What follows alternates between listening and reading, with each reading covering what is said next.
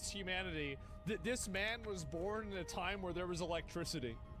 I think that if you took him back to like the 1200s or medieval times or any time around there, like this guy could be on the side of a sidewalk and he could be screaming about whatever religion or whatever, and he would be perfect in there.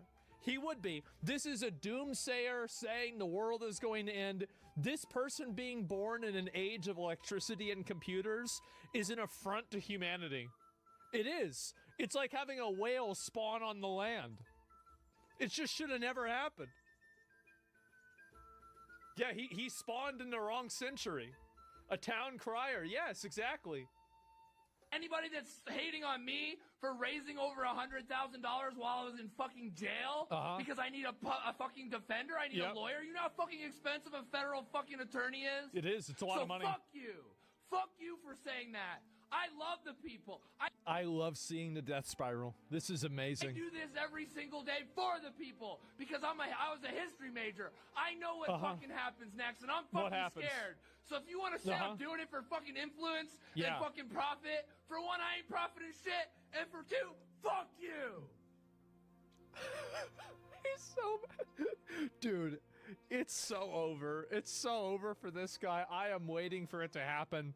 And it is going propaganda major. Yes, clearly, right? I think that's it.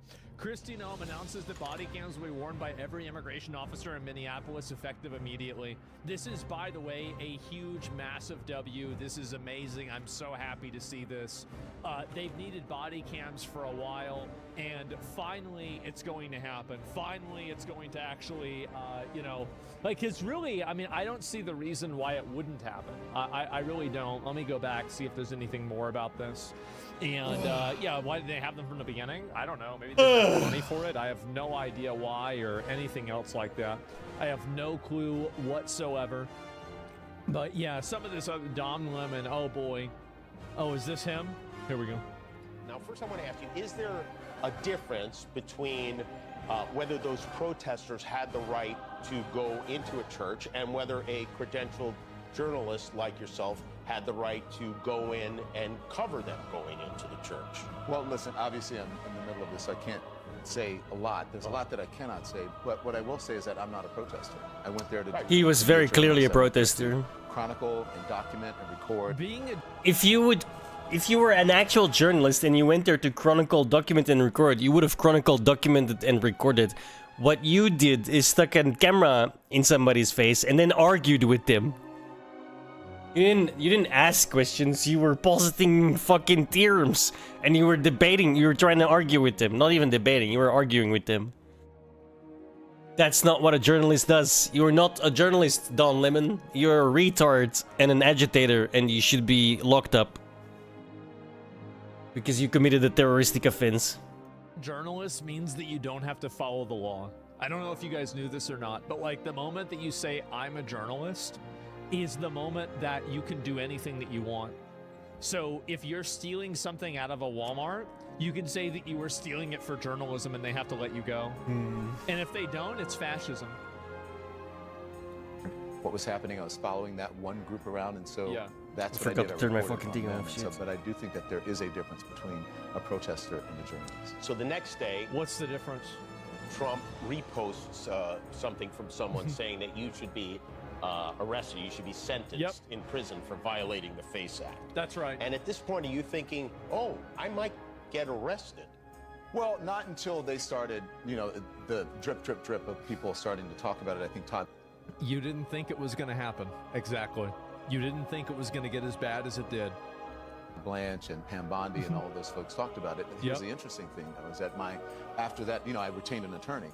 And the attorney reached out to them and said, basically, I understand that you have an interest because your folks have been talking about it. And so if you are serious about this, then let's do it the right way. He's perfectly willing to self-report it, which means turn yourself in. And so we don't have to go through this whole rigmarole, and never heard back from him.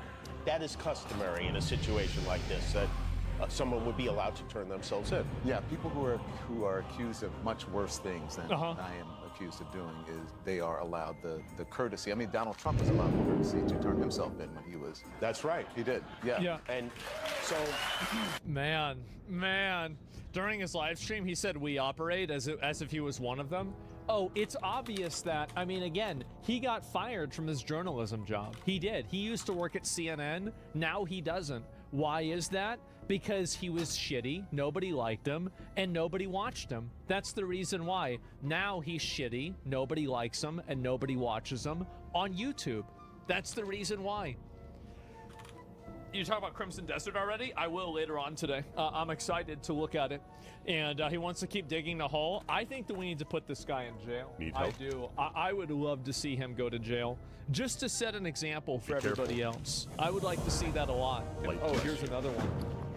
This is a shocking story. An ICE protester says that her global entry and TSA pre-check privileges were revoked 3 days after. This is a shocking story. An ICE protester says that her global entry and TSA pre-check privileges were revoked 3 days after an incident in which an ICE agent scanned her face while she was observing them on the streets. Ars Technica is reporting that 56-year-old Minnesota resident Nicole Cleland was volunteering with a group that tracks potential ICE and Border Patrol vehicles in the neighborhood when she observed a white Dodge Ram being driven by federal agents. She said she followed the car for a short time from a safe distance when two other vehicles being driven by federal agents stopped in front of the Dodge Ram and blocked her path. That's right. An agent then exited the vehicle and told her that they had performed facial recognition on her and said that she was impeding their work, warning that if she did it again, she would be arrested. She drove away, and then 3 days later, she received an email notification that her global entry and TSA pre-check privileges for airport security had been revoked, with a message telling her that she may have been found in violation of customs and immigration regulations. Federal agents have been known to be using this facial recognition software during these recent raids. It's too bad. Has since filed a declaration about ISIS. The program is only for low-risk individuals. Yep. And would you say that somebody who's, you know, hysterically driving after federal agents trying to track them, would you say that's a low-risk individual? I wouldn't. Actions with the district court in Minnesota. Yep. We're going to stay on top of this all and more. That's so a high spread the risk. word and follow for more. Yep. Man, it's like saying you can't get a quick checkout at the airport. That's right. Well, you shouldn't have been fucking around. It wouldn't have happened. Here's another one right here. This is another nutball. Just another normal ass nutball. Remember how much power nurses have in this country? One of our own was just murdered in the street. One of our own. So, we might be able to stop this somehow. Uh-huh. Thoughts? Like how? Good morning. Did you know most ICE agents don't wear their plates properly? I've seen it. You know, as the type of ICU nurse I was cardiac ICU nurse. Yeah. And I did a lot of time, lots of hours, holding on a groin that wouldn't stop bleeding. Let me tell you what, that femoral artery, those veins in the legs, I can't remember. It's late in my shift, okay? Uh-huh. I know it. Go with I'm tired. friend. Anyway, the vasculature in the leg, it really bleeds. The Alliance. Bleeds well. Someone could bleed out very quickly from that. Probably like a couple of minutes, really. Wow. I would really suggest to all the healthcare organizations Why aren't you wearing a shirt? out there that if you have knowingly MAGA employees, that you terminate them. Damn. Fire everybody who disagrees with my politics. You can't have people who have open racism in the healthcare system. That's and we bad. know that exists because if you're a black woman in healthcare, you know. Light bless you. But if you're openly MAGA at this point and you're supporting the murdering of people, you don't deserve to be in healthcare. You should have your license removed. Wow. Wow. That's extreme. That's so disappointing. Not putting up with it anymore. So annoying. Uh-oh. So, anyway, update.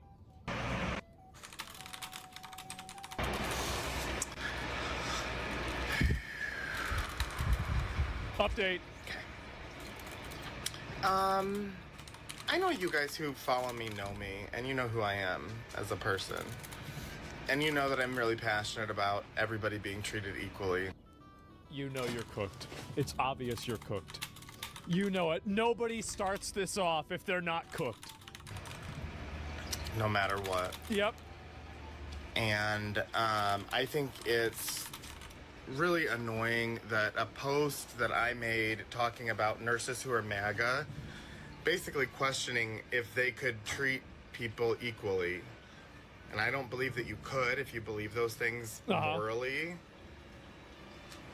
And so I said that I didn't think that they should have jobs. Somehow that's been twisted so that I wouldn't treat a MAGA patient the same. And that's... Well, also what you said. Not at all. That's also what you said. That's not. I often treat them, and I treat them just the same as I would treat anybody. Oh. Because I believe that everybody should be treated the same when they come why'd you bring up the leg arteries? Into a medical office. Everybody should be listened to and heard, and everybody's concerns are valid. And those of you that have been following me on my platform since I've been here, it's a stupid little platform where I don't talk about much. Sure. Really.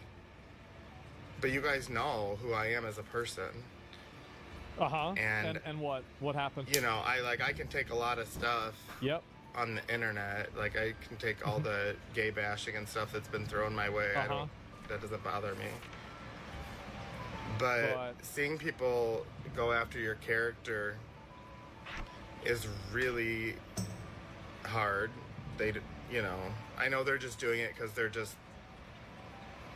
it's what they like to do, is sit here and play on the internet all day and yell at people. But, you know, it does affect real people's lives.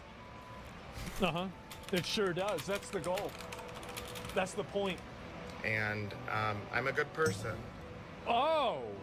And I work really hard, and I didn't take know care that. of all of my patients really hard. Yeah? I took care of all of my patients really hard. Took care. Why are you using... What's the past sense? Oh, man. You see, look at this. I mean, what a tone shift. Remember how much power nurses have in this country? I took care of all my patients really hard.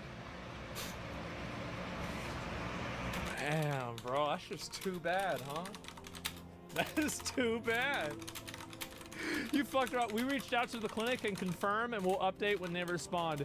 Chad claims he's been fired and is almost in tears trying to backtrack on his statements. I love to see this. I really do. I hope it gets worse. I do. I think these people deserve it. They do. Why weren't the nurse courses in the second video? Probably because they got fired. That's the reason why. And it's not enough. I don't think it's enough either, but I think it's a good start. And it is. This is great to see when playing the victim. Oops. Yeah, you want to play the victim? Good. Time to earn it. That's how I see it. And yeah.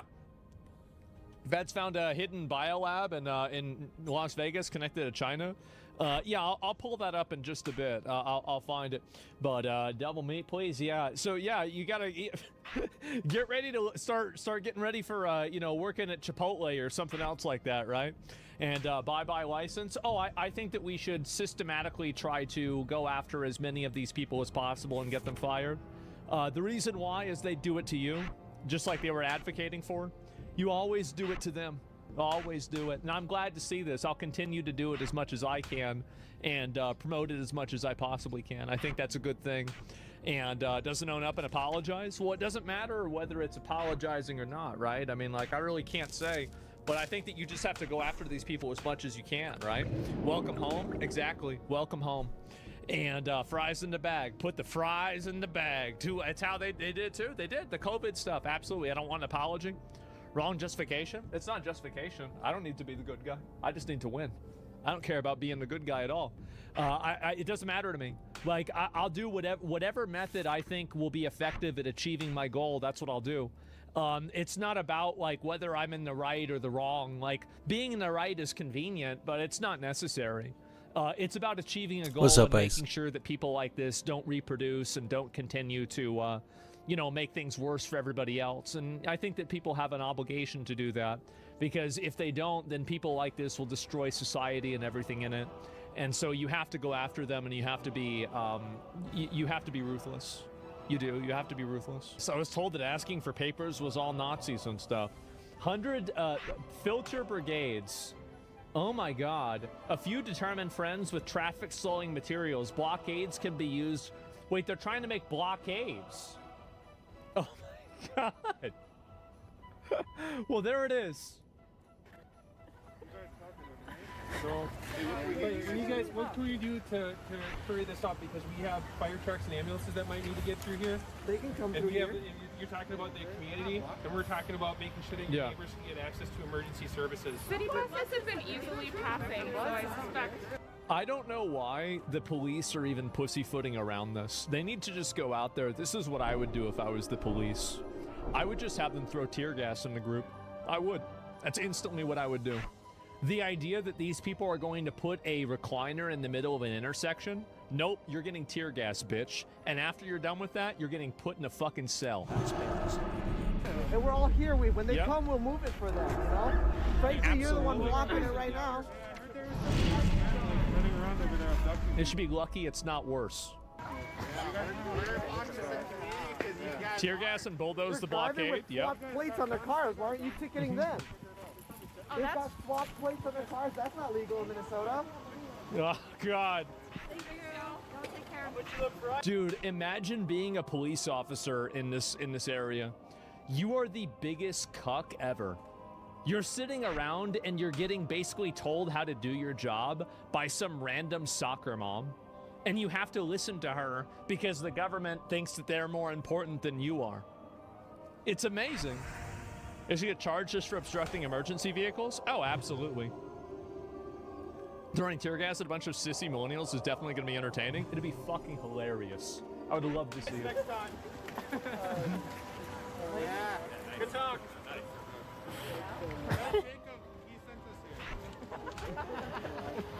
They already have firewood ready to burn? Oh yeah, no, they will do this. People like this will do it to the extent that you allow them to do it. To the extent that you let people behave this way, they will do this. Look, they're laughing at the cops. I know. Do any of the early millennials act this stupid? Some of them, yeah, they do. I mean, like, I'm 1990, right? So I'm like right in the middle of the millennials, and I feel like millennials are going to be the next baby boomers. We are. We are going to be the obnoxious, annoying, self-centered, self-righteous, selling out the country, awful fucking generation that everybody learns to hate. I think that's it. Leaving church.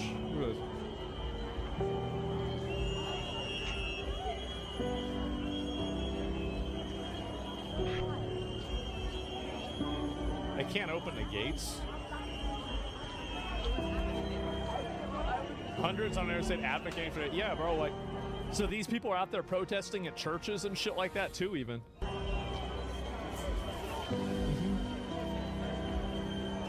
Everybody hates old people. It's nothing special. Maybe you're right. Look at him go. He's going crazy. And again, the reason why this happened is because they, again, they let it happen. They let it get this bad. And then if you do that, oh, here we go. White liberal lady assaults a Mexican guy for being a suspected ICE agent.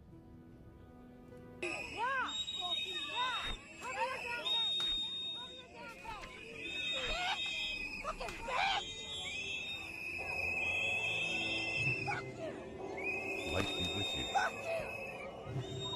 For the Alliance. Man, that's restraint. It is.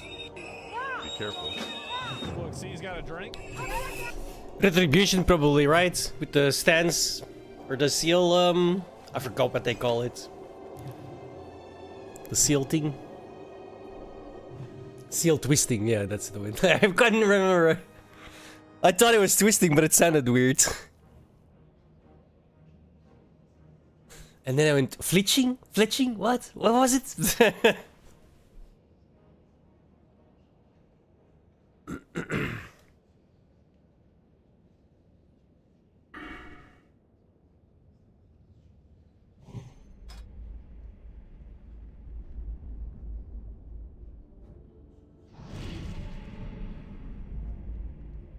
What's up, Petro? We're doing alright. We're doing alright. I just boosted my paladin.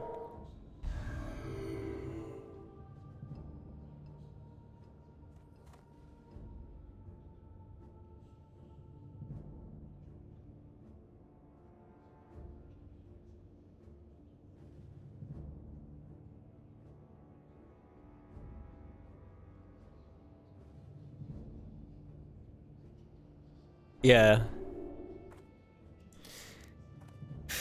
Probably because I have an interview tomorrow, so I'll be away most of the afternoon.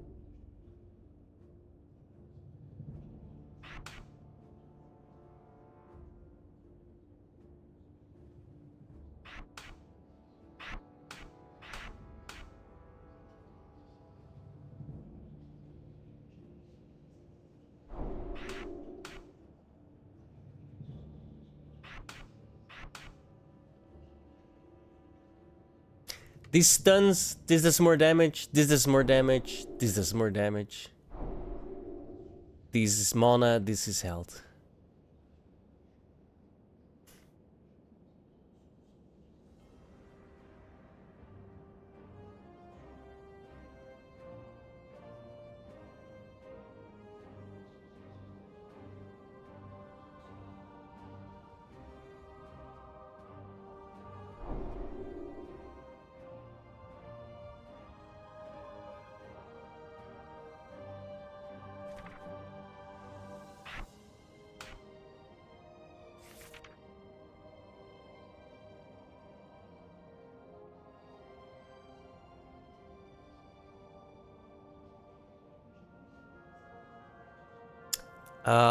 Yes.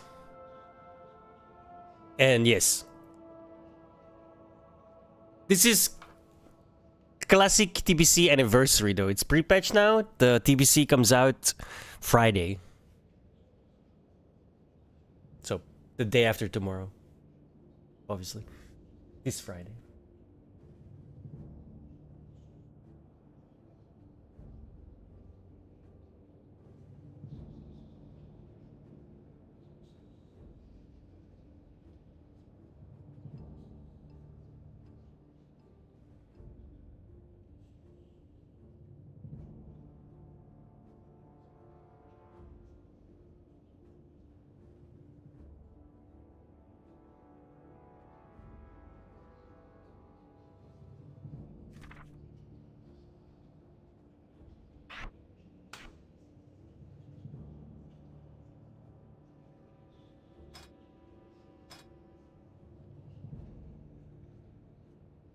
Yeah, now is the time.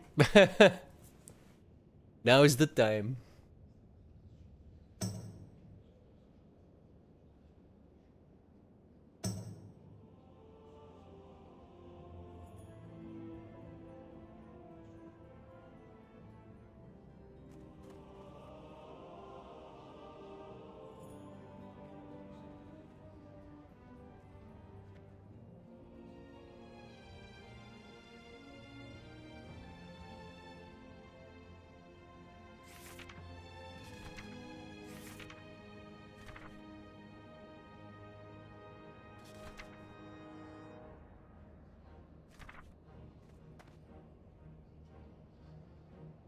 I don't have a blessing of freedom.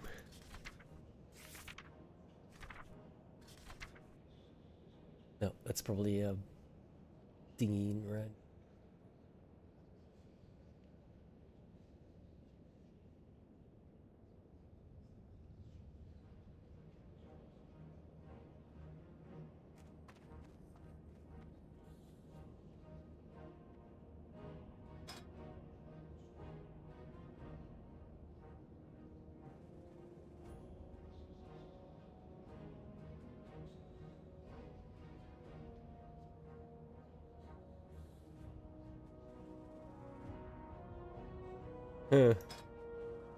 Or not.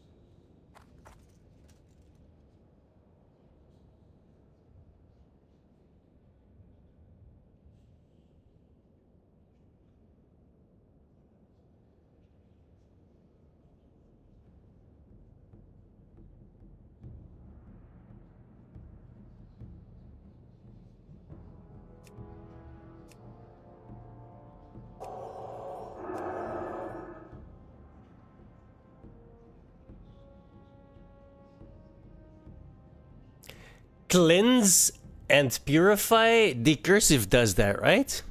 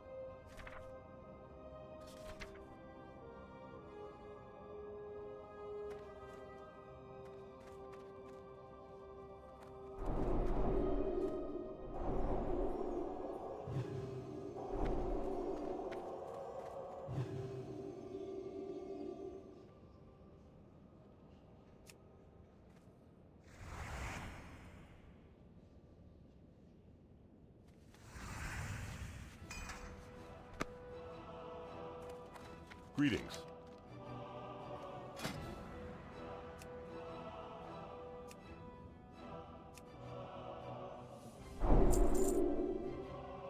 Go with honor, friend.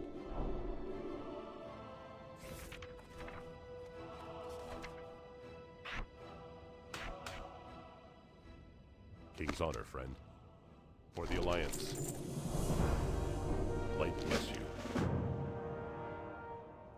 Be careful.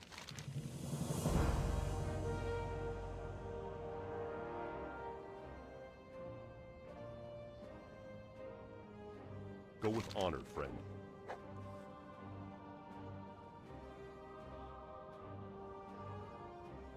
For the Alliance.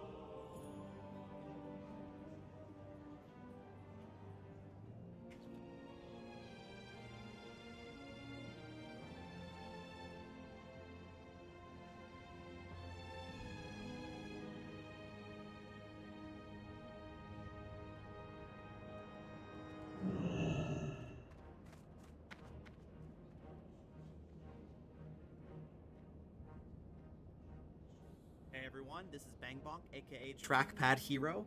I'm a multi-rank 1 Paladin main here with a quick overview on what's known as the Reckoning Ret Spec for TBC Arenas.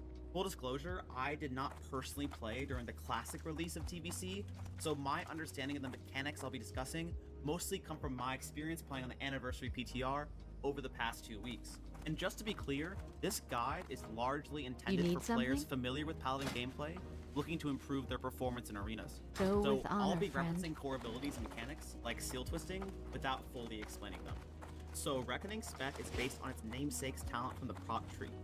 Upon being hit by any damaging ability, you have a 10% chance to receive a buff that makes your next 4 weapon swings generate an extra melee attack. This buff lasts up to 8 seconds, but has 0 internal cooldown. This is a uniquely strong buff for Rets when compared to other melee specs, as each additional swing generated from Reckoning accordingly triggers an additional seal proc, or in the case of Command, has a chance to. When referencing TBC Rets, classic PvPers often joke about the Ret Paladin lottery, because the damage ceiling for a Ret seal twist creates an extreme... What's SOB?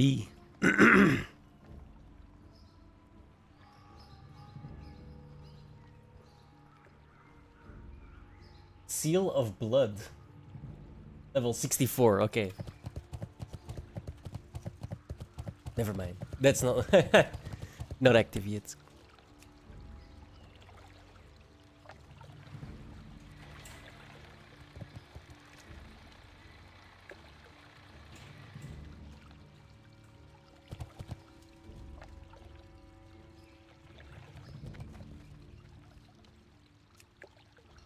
Fuck.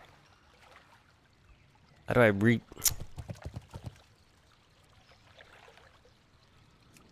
Oh my god.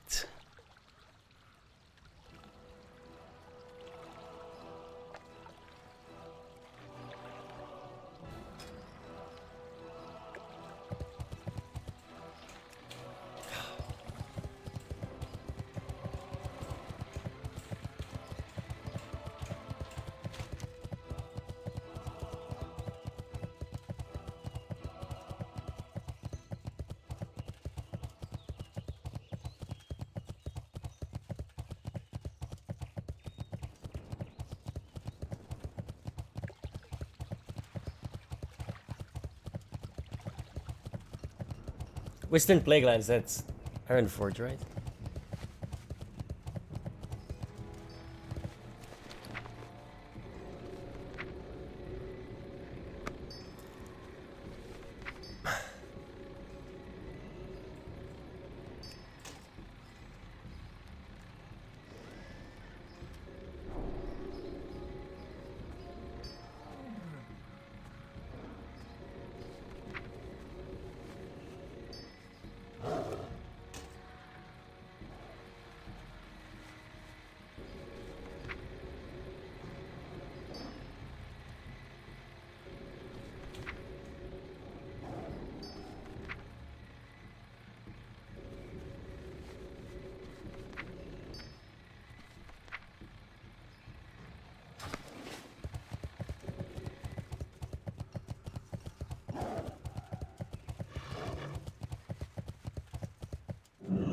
King's honor, friend. Light bless you. Farewell.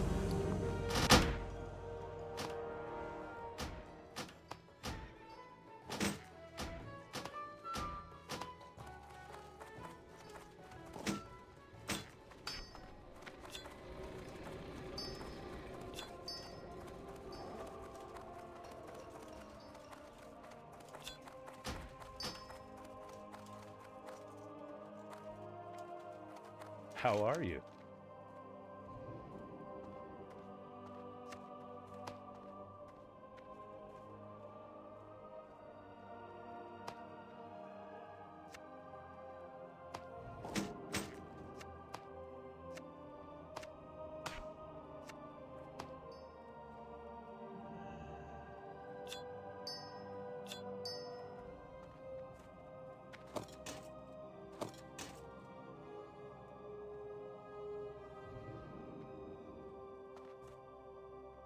Have a good one. Sell all these.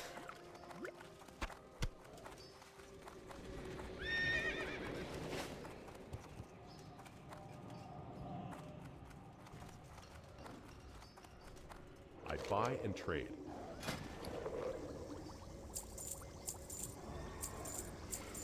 Go with honor, friend.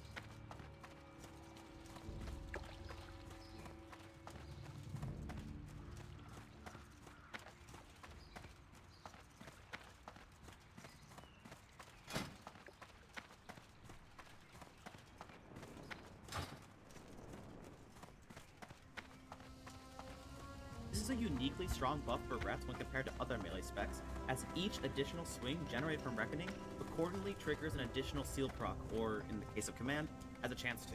When referencing TBC Rets, classic PvPers often joke about the Ret Paladin lottery, because the damage ceiling for a Ret Seal Twist creates an extremely wide range of potential damage output, and this dynamic is especially pronounced with the Reckoning spec. Without Reckoning, an ideal twist combines damage from a melee white hit that procs both Seal of Command and Seal of Blood, plus an additional blood proc from the successful command hit. One swing, 3 seal procs in total. When you're seal twisting with Reckoning up, however, the added melee swing creates the potential to proc up to 6 seal hits, combining for unhealable damage in a single global. What's more is that the Reckoning buff applies to the next 4 weapon swings within 8 seconds.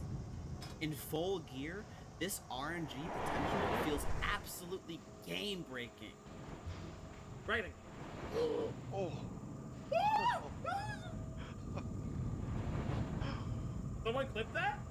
The utility of Reckoning is amplified by another talent in the prot tree, Sacred Duty. In TBC, Paladins deal 100% of damage while in Divine Shield would attack at half of their normal attack speed.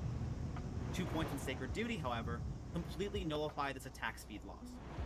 A timely Reckoning proc can now be paired with Bubble for a near unstoppable push for a kill. Okay, trying to... Fine, it's fine. If I get Reckoning, I'll Bubble though. I do. I'll wrap him. Okay. Win. Plus. Yep.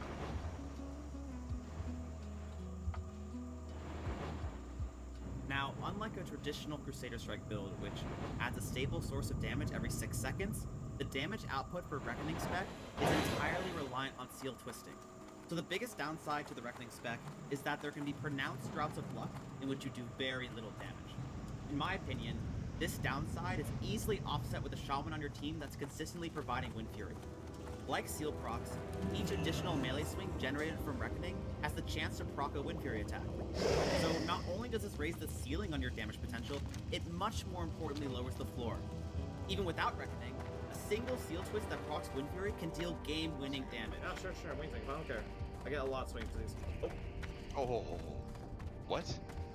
It's important to not overlook the relatively simple counterplay to adopt when fighting a Reckoning Ret. If you never damage the Ret, you can never proc the Reckoning. And with modern recoil, what's on your mind? Most skilled players can identify whether a Ret is Reckoning spec within the first 10 seconds of combat. From my experience with PTR, there is one exception to this rule, which is that ticks of damage dealt via Blessing of Sacrifice can proc Reckoning. I'll additionally note that it appears the initial tick from damage over time effects can also proc Reckoning, but that each subsequent tick from that dot cannot. But if anyone watching this has experienced differently though, please do mention it in the comments below.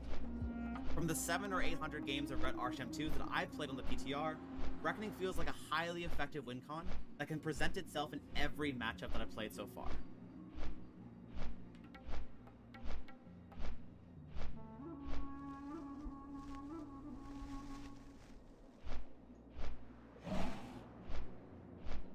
There are 9 playable classes in the Burning Crusade, with each one of them offering a different playstyle on how they kill their opponent. And in this video, I will be covering every... And the very last class on our list is the King of One-Shots. We are of course now talking about the Retribution Paladin. The Ret Pally has the most unique damage rotation out of any class in the game because almost 100% of its damage comes from something called Seal Twisting, which is utilizing 2 different seals a little bit, yeah. What's up, Jay? On your auto attack. This is possible because Seal of Command stays active for a short window of time after you have switched to another seal. This allows you to have a small window where you actually get the benefits of both seals at the same time. In order to do this efficiently, you need to start in Seal of Command, watch your weapon swing timer, and then at the last sliver of time, roughly 0.4 seconds, switch into Seal of Blood, allowing you to have both seals go off on the auto attack, giving you multiple seal procs at once. This means that if you line up your seal twist correctly and the stars align in terms of RNG, you can truly 100-0 any class in the entire game. Why you would want to play a Retribution Paladin is because you enjoy playing a melee who has a I've been playing for about a month now. Yeah, I've been playing for about a month. I have a 60 mage, a 58 because I boosted this guy right now. 58 Paladin, 34 raw rogue, 25 hunter, 17 Warlock, 11 Warrior. So I've been playing quite a while. But TBC comes out Friday.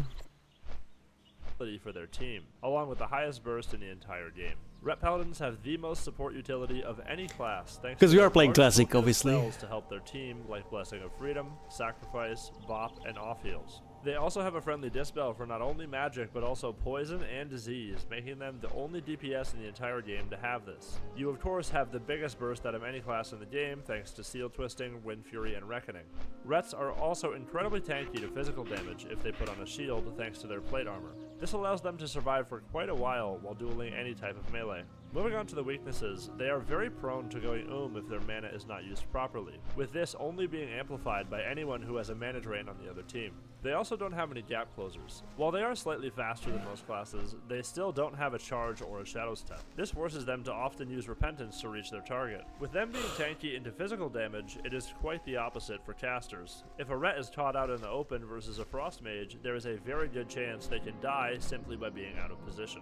Yeah, it is a time sink. They are very susceptible to being kited. This can That's also definitely the case. if they are forced to spam the spell. The Retribution Paladin is a class with phenomenal support for their team, allowing them to have both offensive and defensive playstyles. Combining that with the fact that they have the biggest burst in the entire game puts the Ret Paladin in a very strong position across every single season in the Burning Crusade.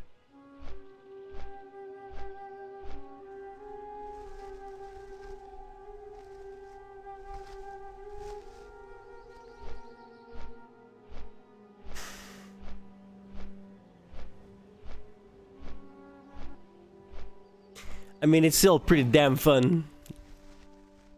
But it's a massive time sink.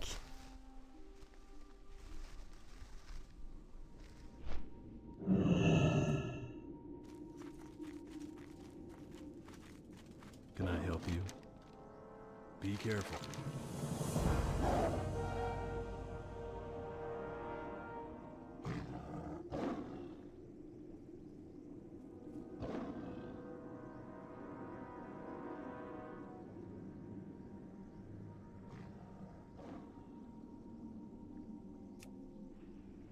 Why does it say missing prerequisites? I guess I have to do these then still as well. For the Alliance. Have a good one.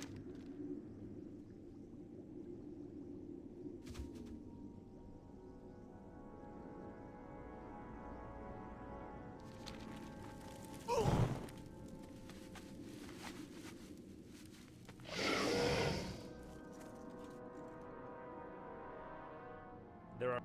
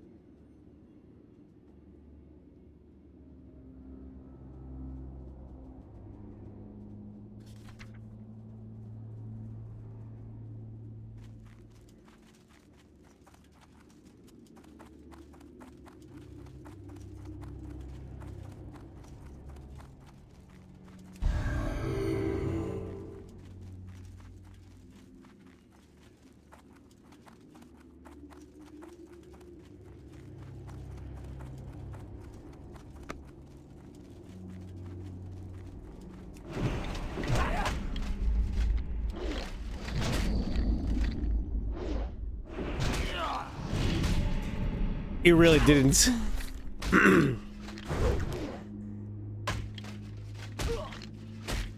You're just lucky that it ended up being what I boosted.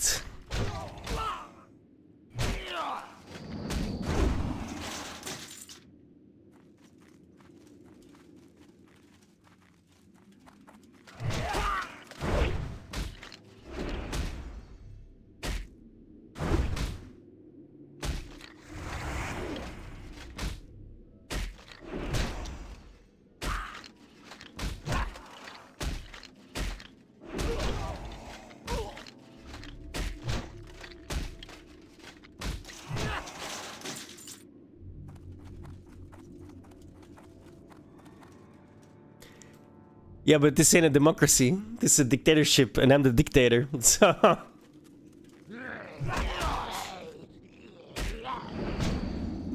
your vote didn't matter. I'm the boss, Kappa.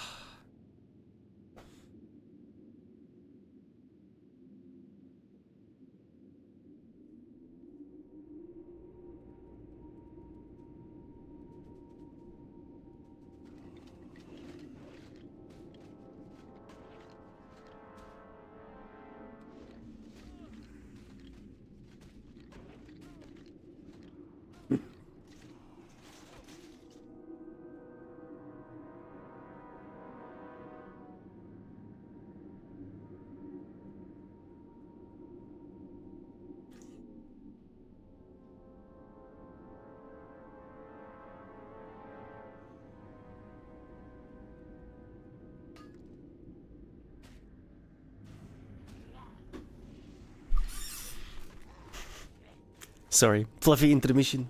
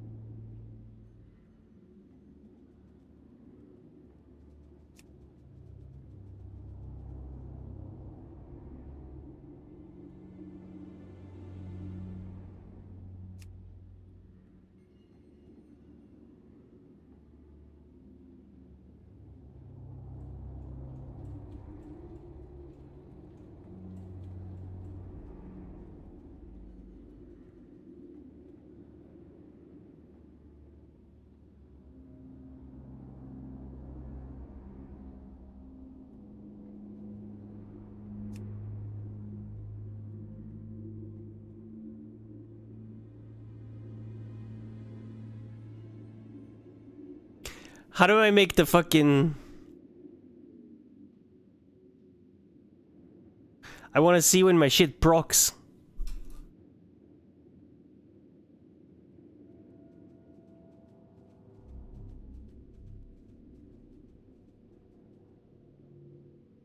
I don't care about these. Or this.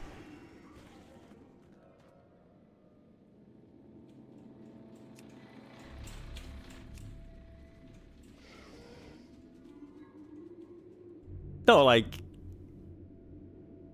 If I hit with an attack and my seal of command goes off, I want to see that go off. Like in seal of command, seal of command.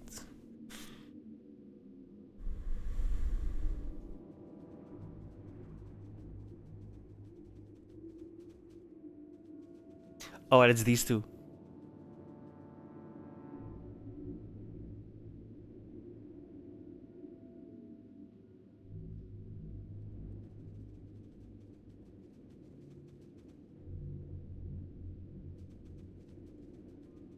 I'm leaving this off. I don't care about the honor.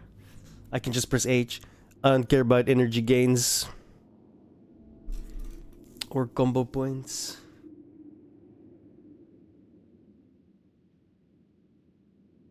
And who cares about who heals you or the reputation?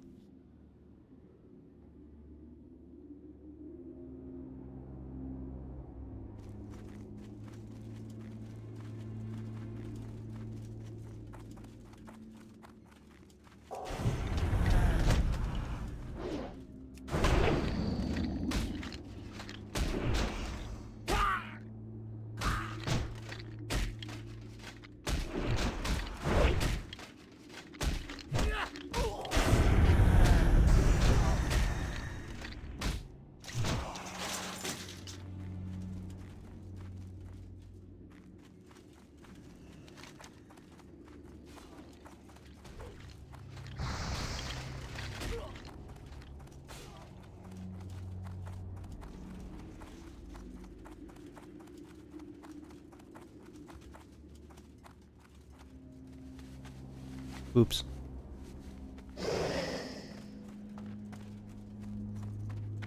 I didn't pick up the commission.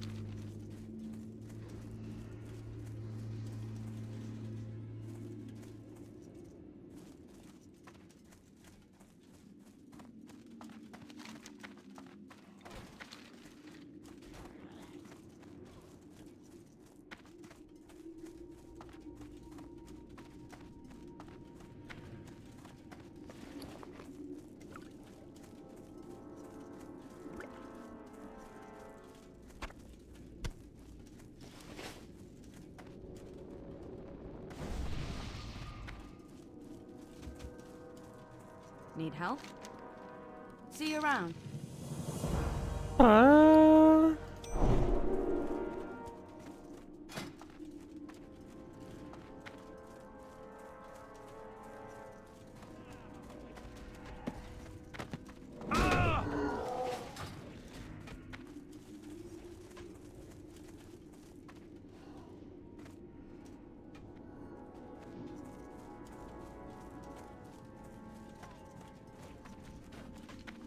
That guy's name? Scrototem.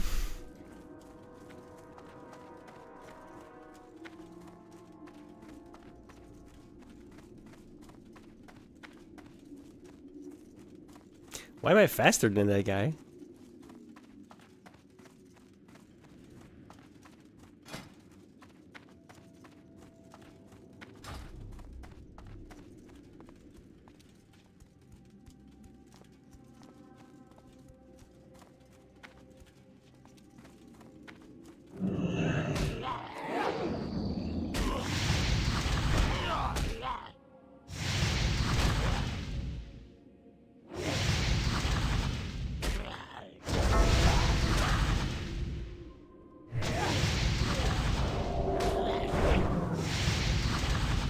Oh yeah. By 15%. Very nice.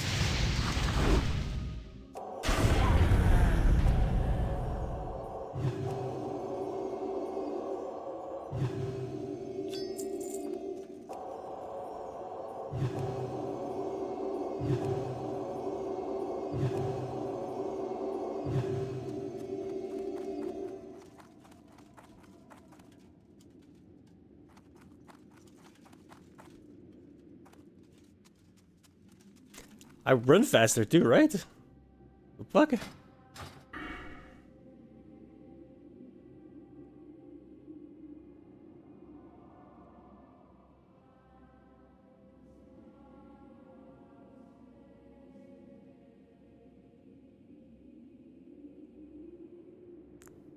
Where the fuck was it?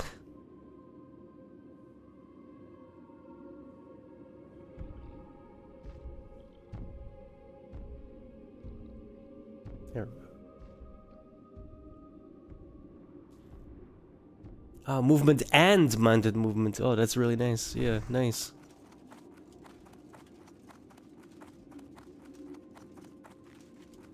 swag.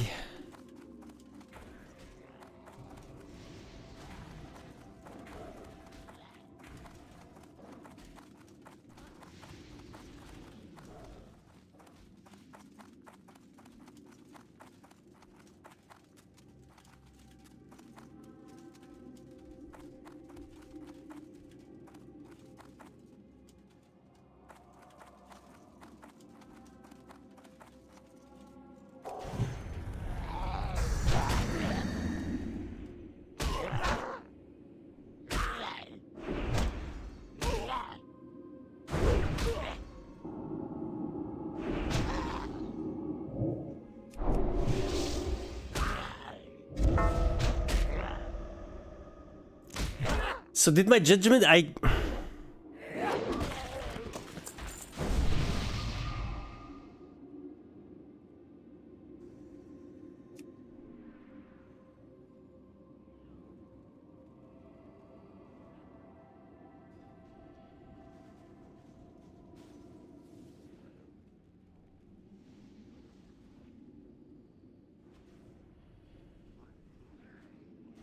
So wait.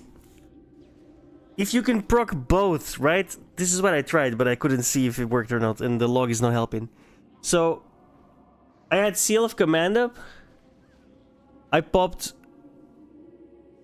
I want to say Seal of Justice. Oh, it's Seal of Justice. I popped the wrong one. Well, not really. Yeah, I did pop the wrong one. Never mind. I should have done R or if. Okay, let's try this again.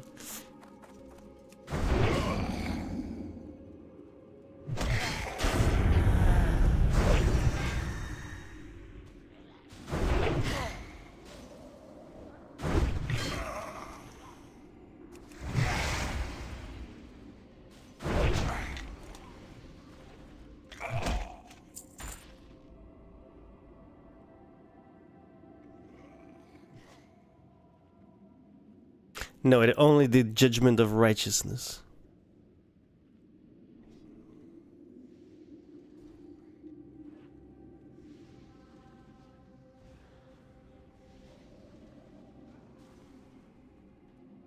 Yeah, but I wanted to check if I then do Judgment, which uses the seal,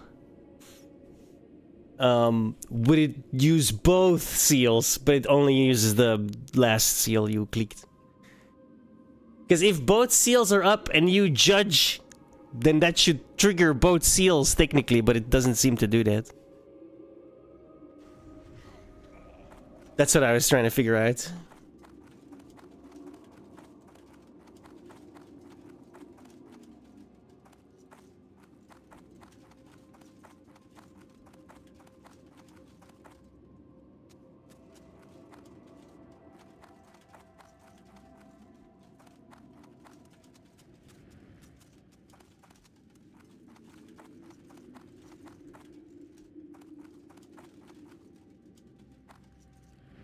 Yeah, yeah.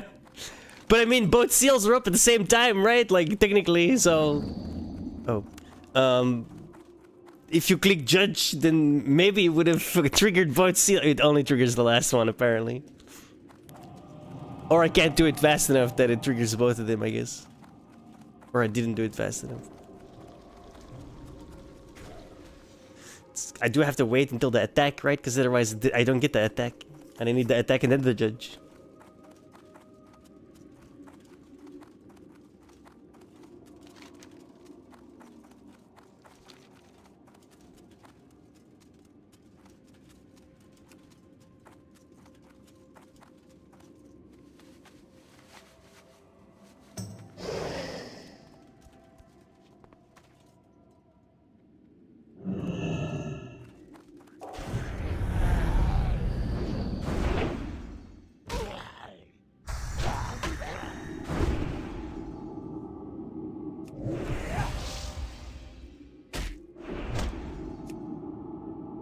Yeah, just only Judgment of Righteousness.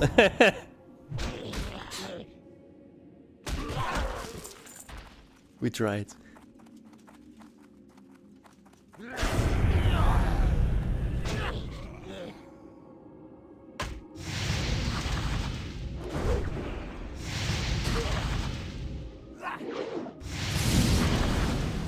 Oh, what the hell?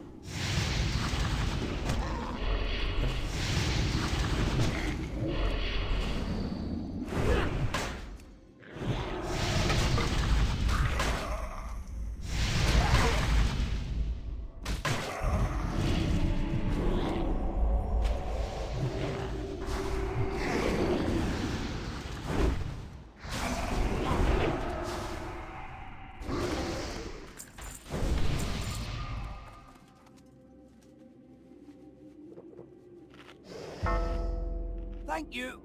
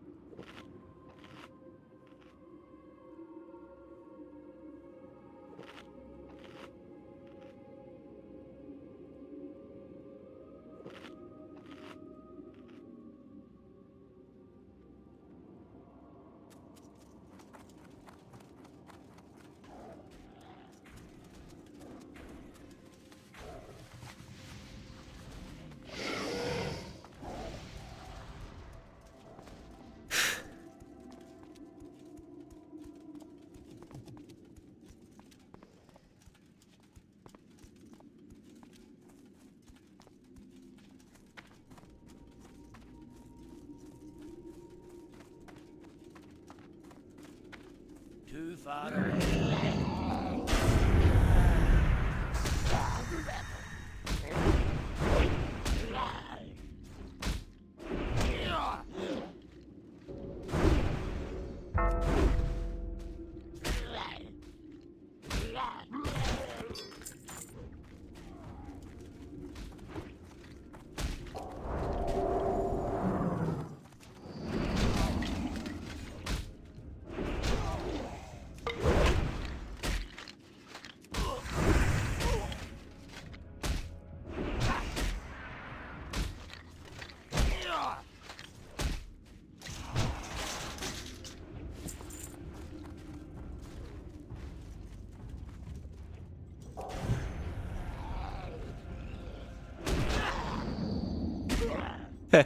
Yeah.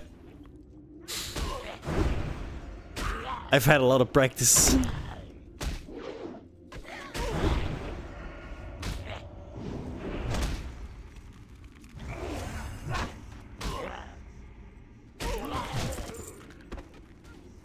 Normally the Seribot takes care of it.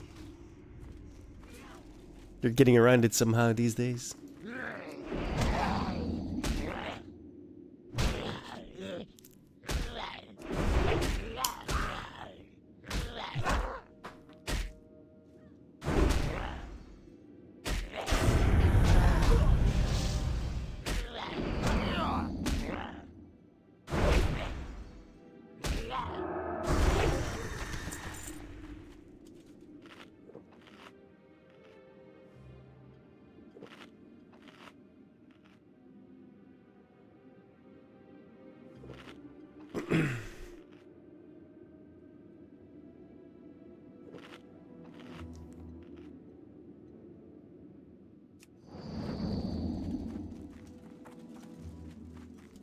It does stay up for like just the tiniest second.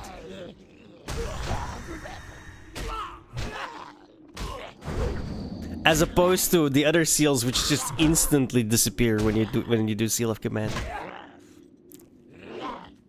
I wonder if that was originally a bug, because it's the only one that does it, right? Like the only one that like I can see it. You see how they were both at the same time up, but if I now go back to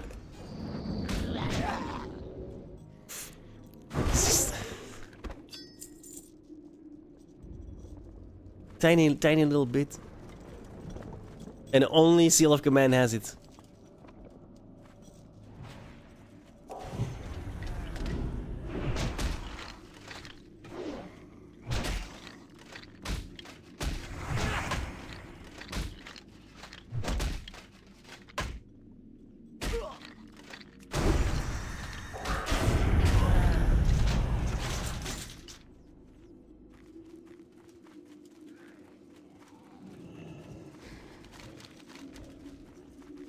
Man, place is busy.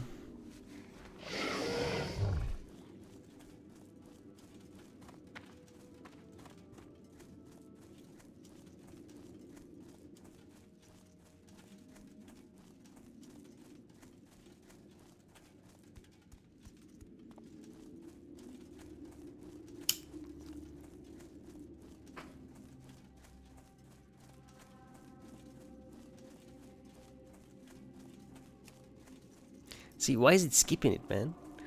Missing prerequisites. It's so weird.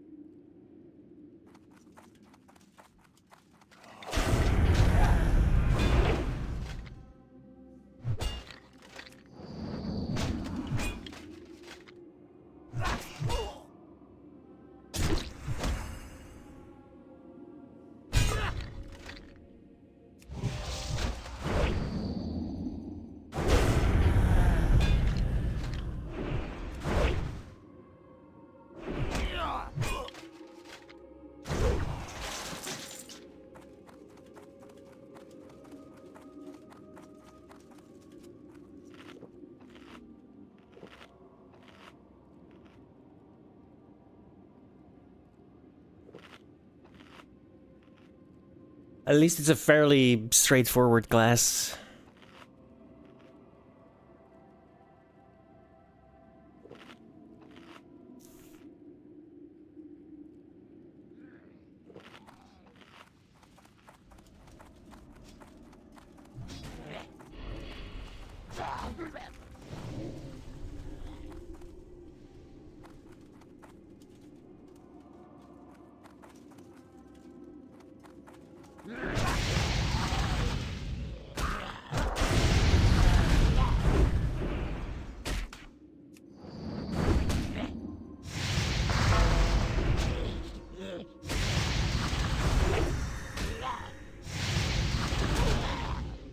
Yeah, I saw that. Well, the one person I know that would love to play Shaman is not able to play, sadly.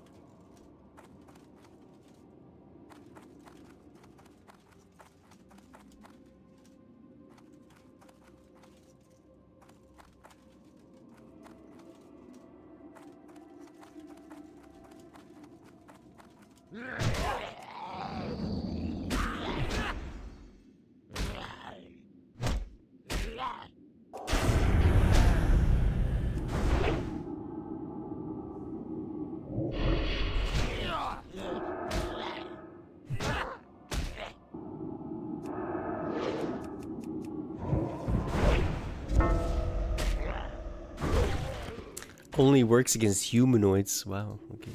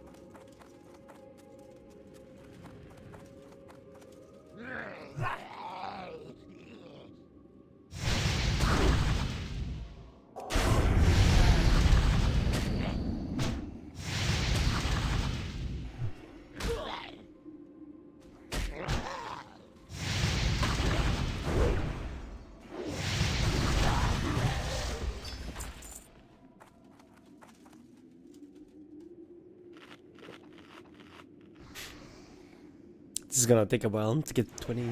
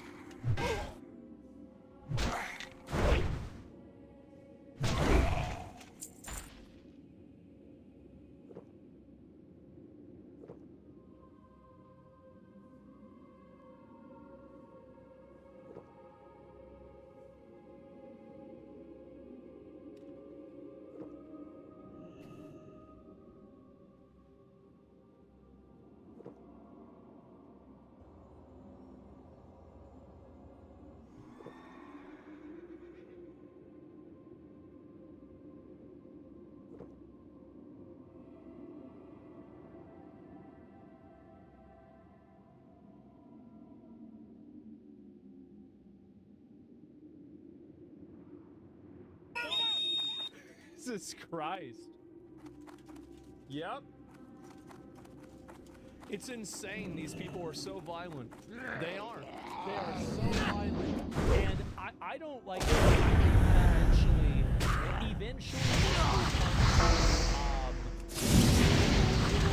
it will come to its logical conclusion. The restraint, yeah, I know. It's always the fridges attacking the snacks. And yeah, any real decent now, yeah, I guess, yeah. If you're a well-dressed man, you must end up being ice. That must be it.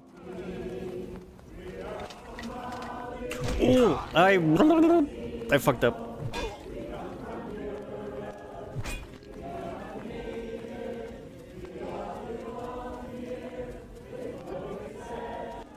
This shit is so pathetic. Oh my god. We are Charlie Kirk. Can you tell I'm a little tired? I didn't sleep for shit.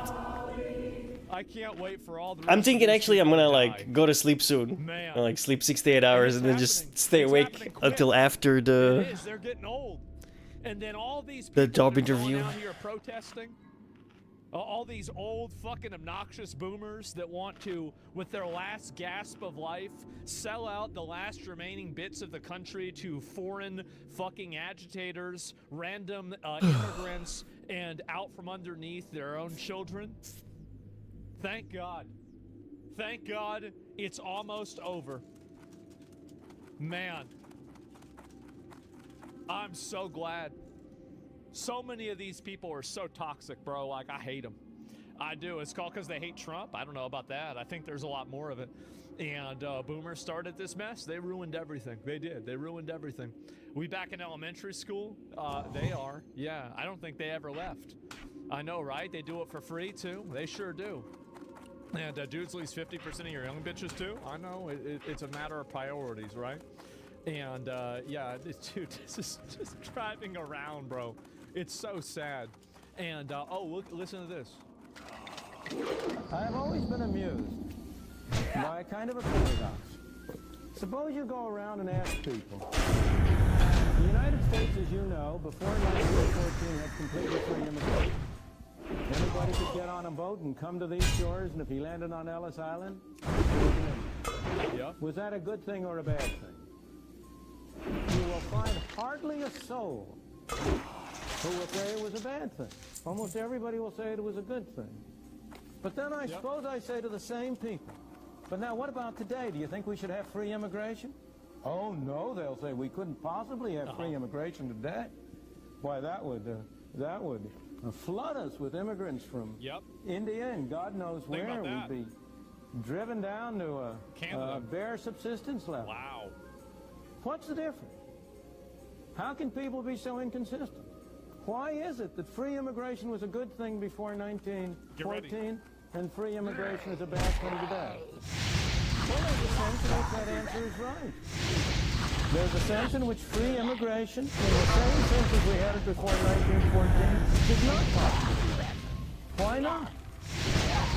Because it is one thing to have free immigration to jobs. It is another thing to have free immigration to welfare. And you cannot have both. If you have a welfare state, if you have a state in which every resident is promised certain minimum level of income or a minimum level of subsistence regardless of whether he works or not, produces it or not, well then it really is an impossible thing. Man. If you have free immigration in the way in which we had it before 1914, everybody benefits. The people who were here benefited. The people who came benefited. Because nobody would come unless he or his family thought he would do better here. That's right. Than he would. And the new immigrants provided additional resources, provided additional possibilities for the people already here. So everybody can mutually benefit. But on the other hand, here we go. If you come under circumstances where each person is entitled to a pro rata share of the pot, to take the extreme example, or even to a low level of the pot, then the effect of that situation is that free immigration would mean a reduction of everybody to the same uniform level. Of course, I'm exaggerating. It wouldn't go quite that far, but it would go in that direction. Yes. And it is that perception It's obvious. that leads people to adopt what at first seem like inconsistent values. That's right. Says the exact same fucking thing.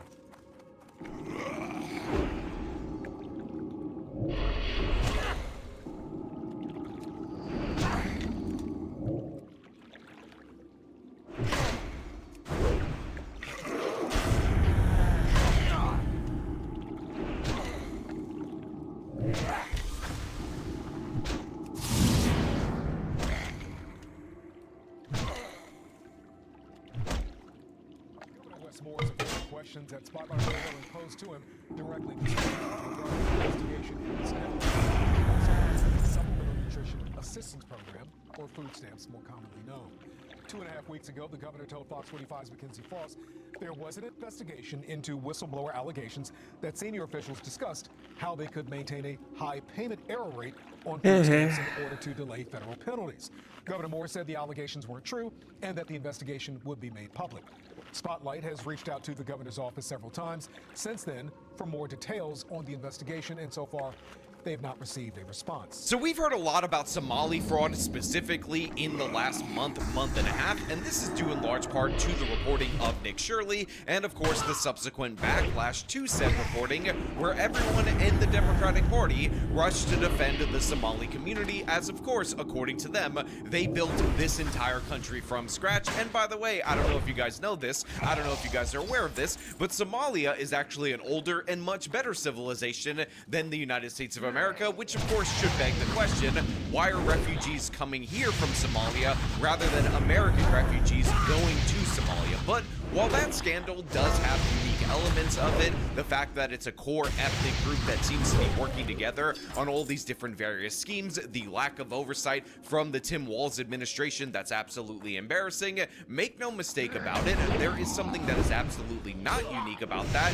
and that is the fact that these government programs that seek to help the most vulnerable are very often rife with fraud and abuse. It's just that nobody was looking at it. So of course, we heard recently that the Trump administration was going to try to crack down on other programs, and among those other programs happens to be the SNAP program, Supplemental Nutritional Assistance Program, or food stamps as it's more commonly known, and a bunch of states have been asked to produce data on their payments, on their error rate, so that the Trump administration can get an assessment on who is deserving of these funds and who isn't. However, as you guys might have heard, a bunch of blue states are refusing to turn over that data. In fact, they're trying to sue the federal government over that, and among those states is the state of Maryland, which not only is in this fight with the Trump administration at this moment in time, but it also has one of the highest error rates in terms of payments in the entire country. Around 15% of the payments from Maryland's SNAP program are going out inaccurately. Now, this could be fraudulent payments, payments to people who are no longer eligible, payments to people who are dead, duplicate payments, or any combination thereof. But in reality, this is exactly what the Trump administration is looking for. However, Maryland appears to be not only covering this up, but also looking for ways, according to a whistleblower, to keep that error rate high in order to make sure they can keep dishing out the cash. And this, of course, has led to much suspicion of Governor Wes Moore, suspicion that he did not lay to rest by his recent announcement of investigation, and then him saying that the investigation already happened, and then him saying there was nothing to investigate. So I think it's important that we talk about this, but before we do, I want to thank everybody who supports this channel via actualjusticewarrior.com/join. Give me the money. Give me the money, okay? Governor Wes Moore is doubling down as a defender of SNAP benefits. Tonight, one taxpayer advocate that I spoke with is arguing that it's Maryland's own mismanagement, not federal politics, that's putting its food assistance funding at risk.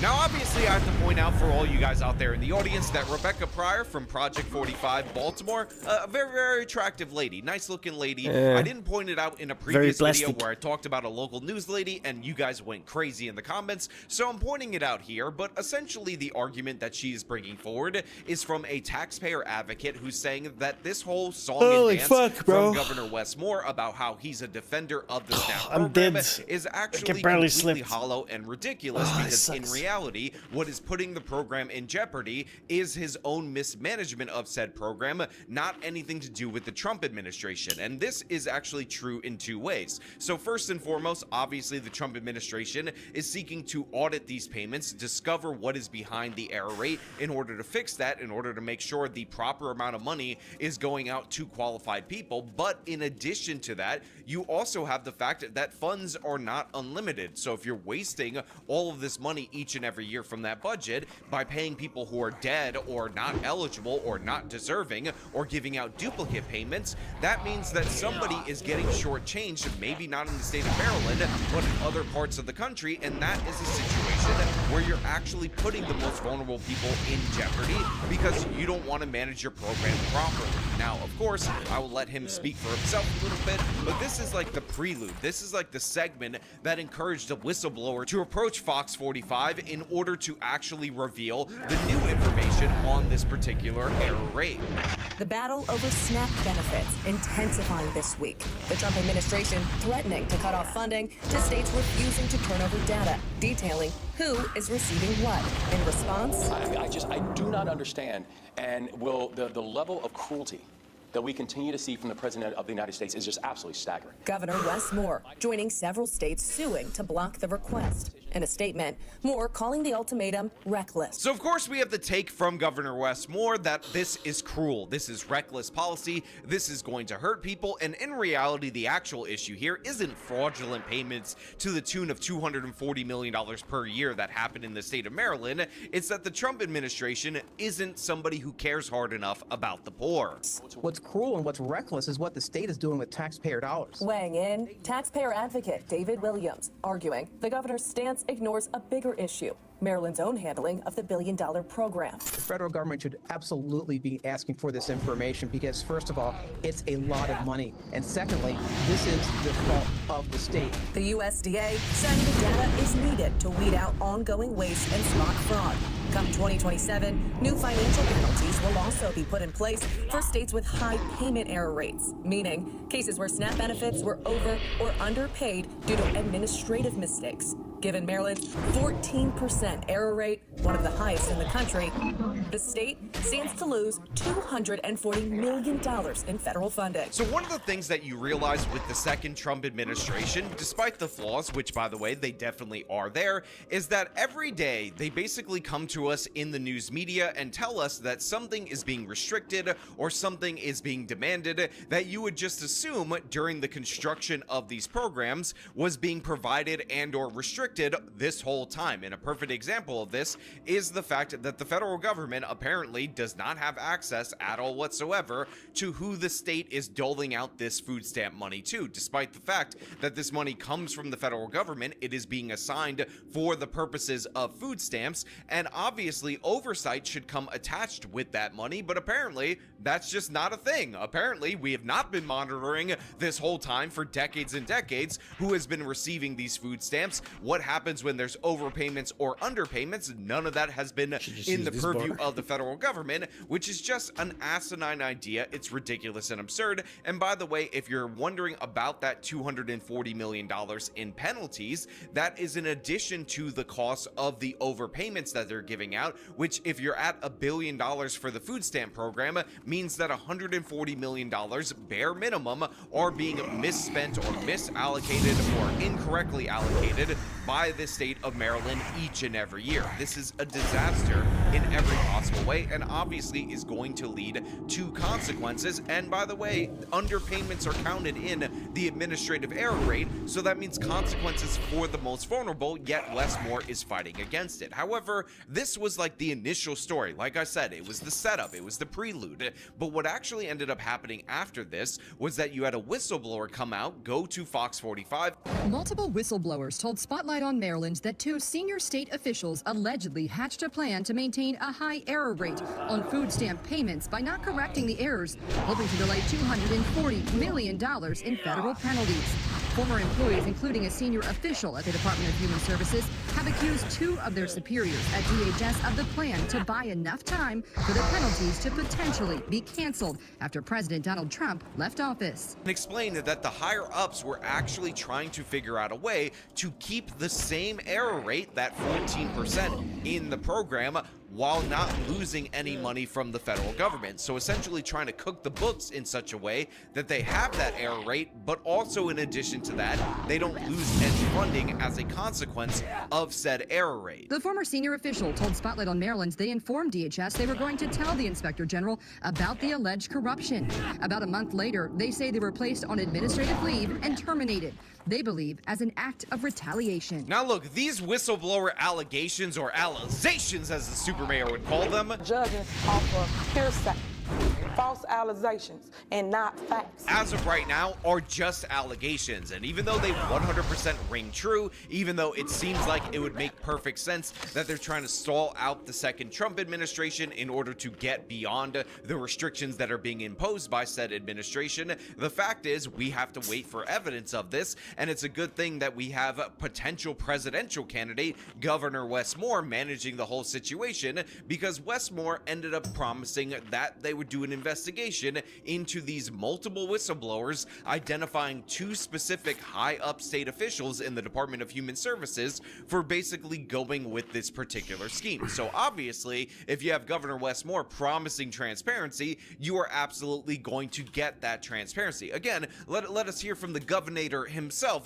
Mr. Wes Moore. With the issue of SNAP funding and the whistleblower allegations that top officials within DHS were knowingly trying to keep these errors in place and potentially putting that on the backs of taxpayers, did you know that was happening? Well, no, and also I want to be clear that that's not the case. So their whistleblower allegations are false. No, what we have actually uncovered the fact that the allegations that were being made, those things were not happening. The governor says an investigation has been done and the public will see the findings. So here you have the governor saying, no, that's not happening. That's not a real thing. We've actually done an investigation. We've looked into this thing already. That was recently reported by Fox 45. And by the way, the employees who did the whistleblowing were put on administrative leave, and we found that there was no wrongdoing. In fact, we even probably had the people who allegedly did this thing or were accused.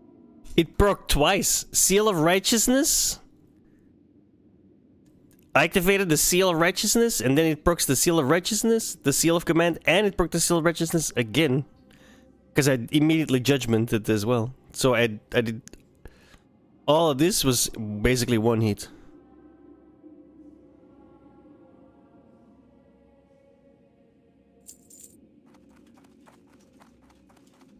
It's pretty good.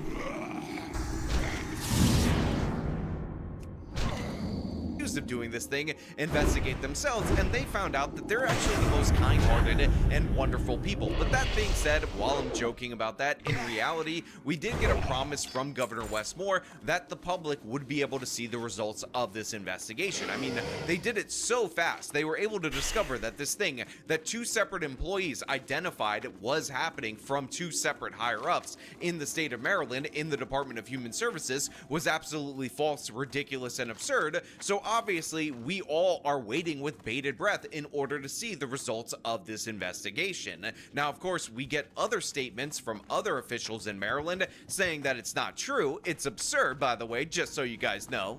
The Department of Human Services spokesperson Ben Schneider adding Friday, quote, the notion that DHS employees were directed to do anything other than continue efforts to drive down the SNAP payment error rate is patently false. Now, this is also interesting because despite the fact that Governor Wes Moore says that they already conducted an investigation and discovered that they absolutely did nothing wrong, their denial of the sequence of events is not actually accurate to the allegations to which they were accused. Remember, they were saying that these 2 actual people in the Department of Human Services were trying to keep the rate of errors high, hide that rate, and stall out President Trump's second term. But the way that they kind of denied this is by saying that we concluded that people were not directed to keep the error rate high, which again was not actually the allegation. And if that slipped by you, understand, I think it was done deceptively in order to do so. But let us jump forward in time a couple of weeks to where Wes Moore is asked about the results of the investigation that he said was already done and completely cleared the Department of Human Services that the public would be able to see, again, just a couple of weeks ago. Even when approached directly, the governor wouldn't answer the questions from Spotlight reporter Gary Collins. Who conducted that investigation? When did it conclude? And when do you plan to fulfill your promise to release its findings? Well, I think we've seen the results. The results Where? Are that, the results are that when I first became the governor, Maryland had the second highest SNAP error rate in the entire country. That since I've become the governor, we are now down 60%, 6-0, amongst the fastest rates, fastest drop in the entire country. So this is fascinating right here because almost all of the reporting on this has been done by the same local Fox affiliate, Fox 45. Again, I love their Project Baltimore series, can't recommend them enough. And they were told directly, although it was a different interviewer, that Governor Westmore had an investigation conducted. They discovered that they did nothing wrong, and the results of said investigation would be made public. But then Westmore tells this guy that the investigation has already been made public, to which he responds, where? Like, what are you talking about? In a genuine human moment. You can actually hear it in his tone. Let me play that again for you guys right here. Who conducted that investigation? When did it conclude? And when do you plan to fulfill your promise to release its findings? Well, I think we've seen the results. The results. Where? And then Westmore follows it up by essentially saying that there was no investigation, that they've proven it wrong because they've lowered the error rate. Therefore, there's no way that anybody was trying to keep the error rate high or stall out the federal penalties until the end of Trump's first term. So, Governor, investigation didn't take place then, is what you're saying. I think the results show that any type of accusation that there was an artificially high manipulation is not accurate because it didn't happen. Yeah, that sounds incredibly sketchy. That sounds incredibly suspicious. That sounds incredibly odd. But guess what? This is standard, normal operating procedure for the Democratic Party around the country, which is, of course, say that there's no crime going on, and then when you're pressed on it, say that you've already investigated it, there's no crime going on, and then, of course, loop back to there's no crime going on when people ask for the results of the investigation. Honestly, Westmore is kind of an amateur compared to Gavin Newsom, who does this all the time, or Tim Walz, who denied Somali fraud, but then said, no, we're totally investigating the Somali fraud. Look at all the people that are in jail, not mentioning the fact that almost all of those people were prosecuted at the federal level without any help from the state, and any tips that were received were not from the state government. They were from the Minneapolis local affiliate stations actually doing investigations. But yeah, this is what you have going on right now in the state of Maryland. We had an investigation. Again, I showed you the clip, and this phantom investigation appears to have dissipated because it turned out there were never any true allegations of crime in the first place. Now, why those whistleblowers are on administrative leave, maybe that's going to poof out of existence too. Who knows? Governor Westmore absolutely doesn't, because he's doing a stellar job. Look at the error rate and whatnot, and something, he did everything right, and there should be no questioning of him. Now, obviously, I find this to be ridiculous and absurd, but I want to know what you guys think down in the comments below. As per usual, if you like the video, show my...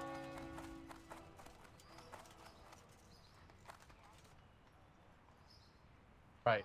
Just nothing's happening Well back met. there. Beautiful woman, though, but yeah, so Yeah, they're all just- clapping. I popped a hemorrhoid on some blood. That sucks, let me tell you. Yeah, that's pretty bad.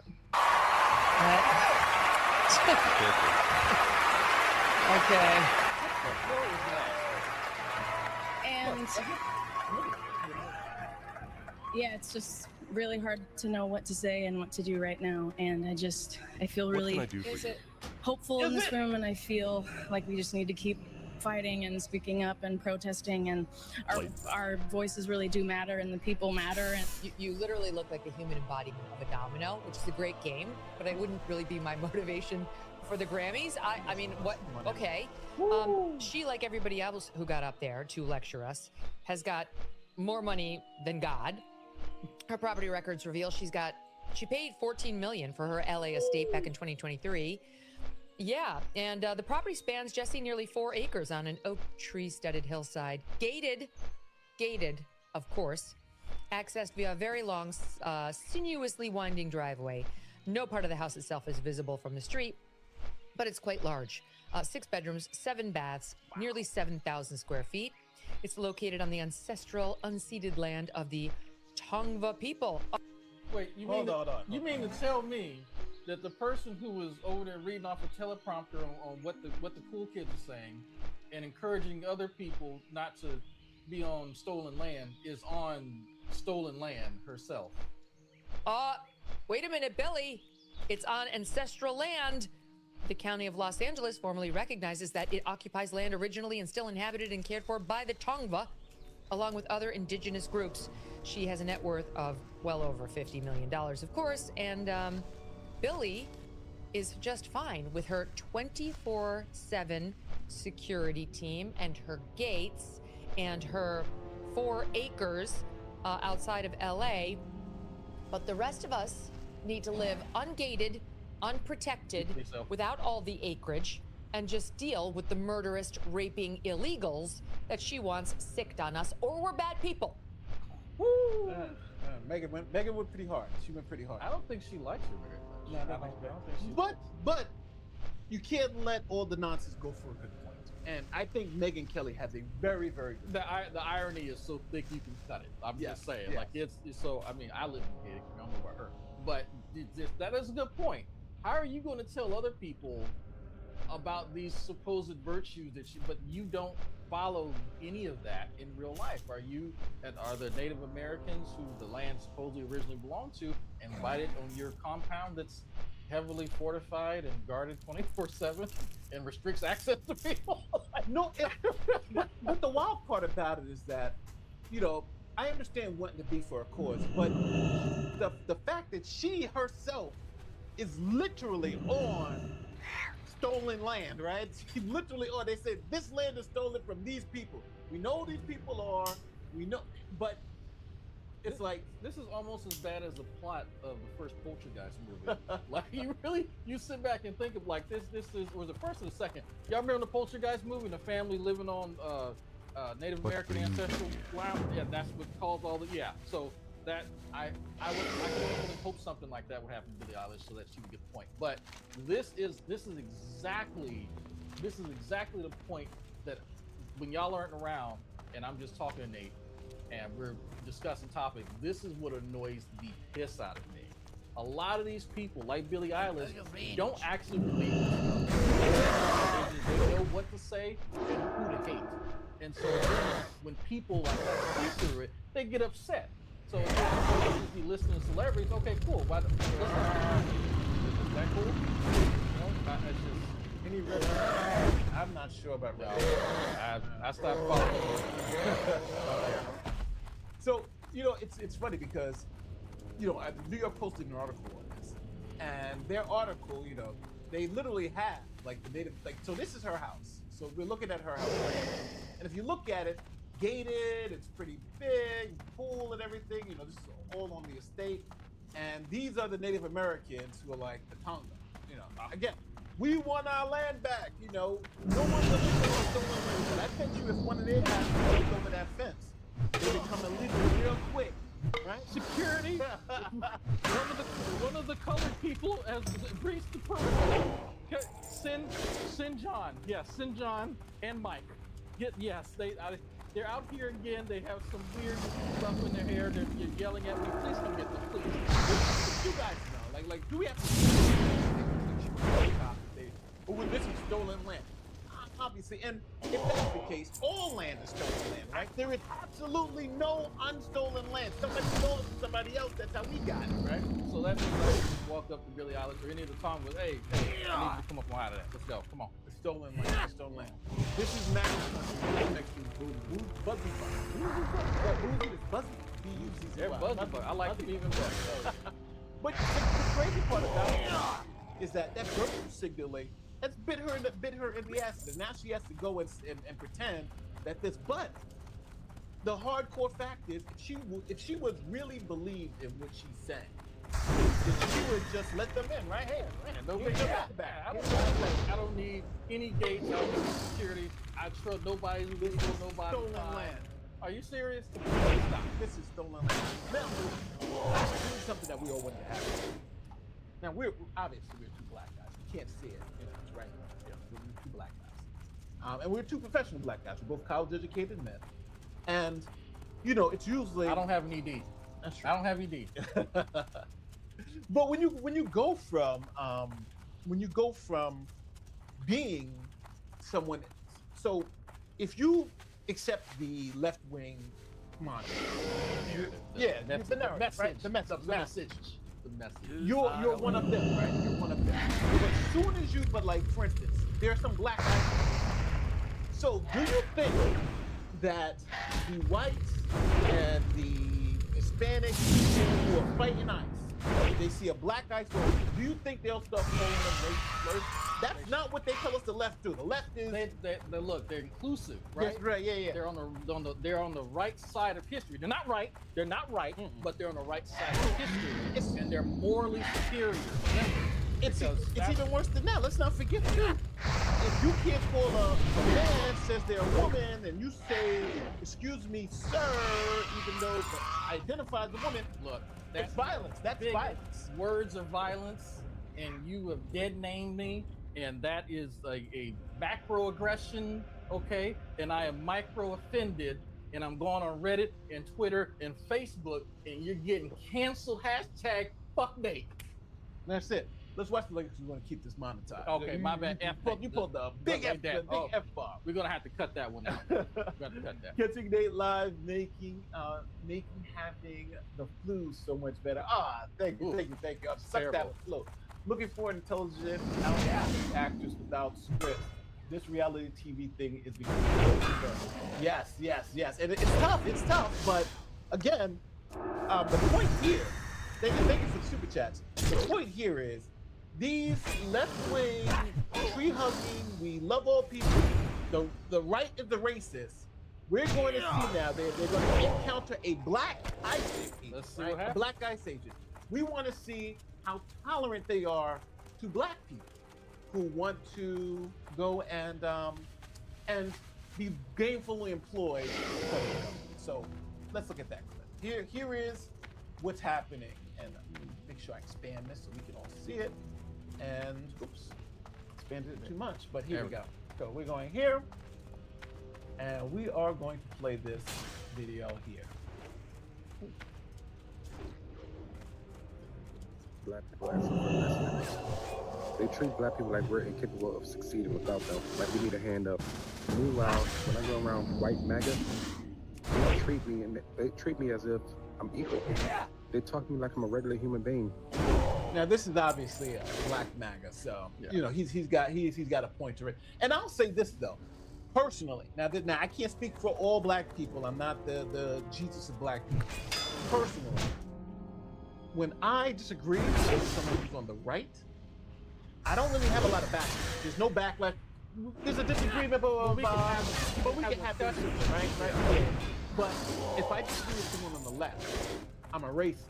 I'm a bigot. I'm this I become all these isms. You're a grifter. Yeah. If I say I don't believe men and women should compete in sports together, I'm anti-trans. Just not. But you don't even have to really even put forth a full opposition. You can just say, look, I just feel uncomfortable with the direction this stuff is going. Maybe we need to slow it down and discuss it a bit. And just the fact that you want to say, hey, let's slow down and reevaluate stuff.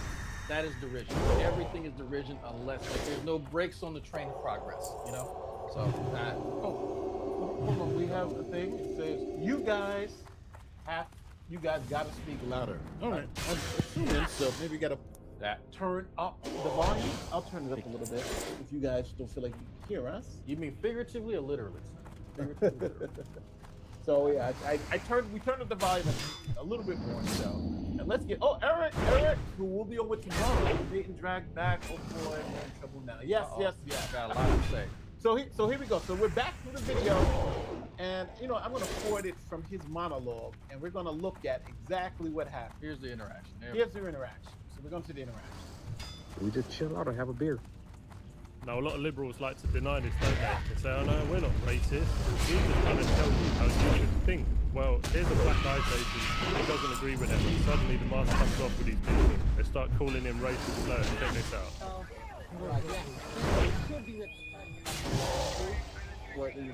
Should rip people apart from their families. Are you a man? Wow, is that a question? Okay. Are you a man? Is that a question? No. Racial insults have been thrown out, right? No, they feel insulted. They feel insulted. Is that a question? Is that a question? Yeah, it's a question. I mean, yeah, it's an insulting one, but it's still a question. Yeah. Okay, but now let's see how the response. Wow. He's walking away. He's disengaging. Sir,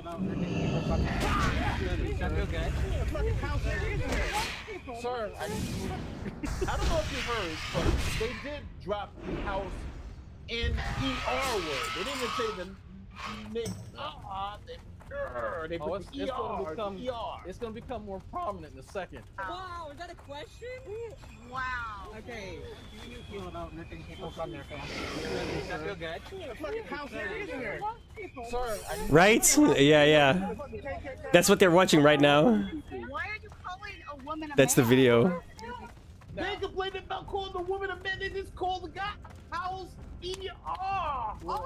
Look, I watched this originally on the Aspen Hey man, channel. just so you know, that's how you can tell you can learn a lot from Somalis. But I could not believe it. So if y'all have taken time to spend time around these folks in real life, this shouldn't be surprising. It always comes out eventually. What's Thanksgiving? The funniest part about this? None of them correct them. No, none of them nobody says a word and just goes along with it. So you know, it's just that speaks volumes about what's actually going on under the hood. So it's like, don't sit here and lie to people about how much morally superior you are to folks. But this has been the experience. Again, I've experienced stuff like this in real life. I spent you can ask Nate, I spent many years around people of this stripe and even radical black feminists. I've gone to some of their conferences. I like being embedded in with these type of people to understand them better. And let me tell you, there's some mental gymnastics they need to do to like validate this sort of thing. But yeah, I mean, I'm not going to the Roach Cave anytime soon. If Asmongold wants to meet up, then we're going to go somewhere other than his house. That's disgusting. Blessing to you both. Thank you for sharing this. Yeah, but you know what? The thing Didn't he clean? It's fine. Like, he cleaned his eyes, bro. Yeah, right? Chill. And all these liberals will tell you. Matter of fact, think about this: if one of those ICE agents called somebody like one of the Somalians, you N-word, that would be on every channel, 24-hour news cycle. Yeah, what you're saying to these people. You remember when you say it to a black officer, then it's kind of like, but I think that's masked off. That shows you that they really don't give a F about this guy. They don't care. They don't care. But what they do care about is getting you guys to vote the right way. And don't get me wrong, this is blatant, right? This is blatant. They are blatantly calling him the N, multiple times. Not as my brother with an A, as a ER. You are a ER. Right, but that's the best part. Remember how outraged people got when the guy who got hit by Good? Yeah. I think he called her. Yeah. Then they got so upset by that. He's a murderer for that. He's a murderer. Yeah, like she hit him with her car, and he said a bad word. But loud when you go off the reservation. Racism is loud when you go off the reservation. There you go. It's so crazy. And the worst part about it is that most of you people would not even see this if it wasn't. Yeah. That okay. I mean, what kind of a guy does that? We fucking house nigga, bitch. Neighbor.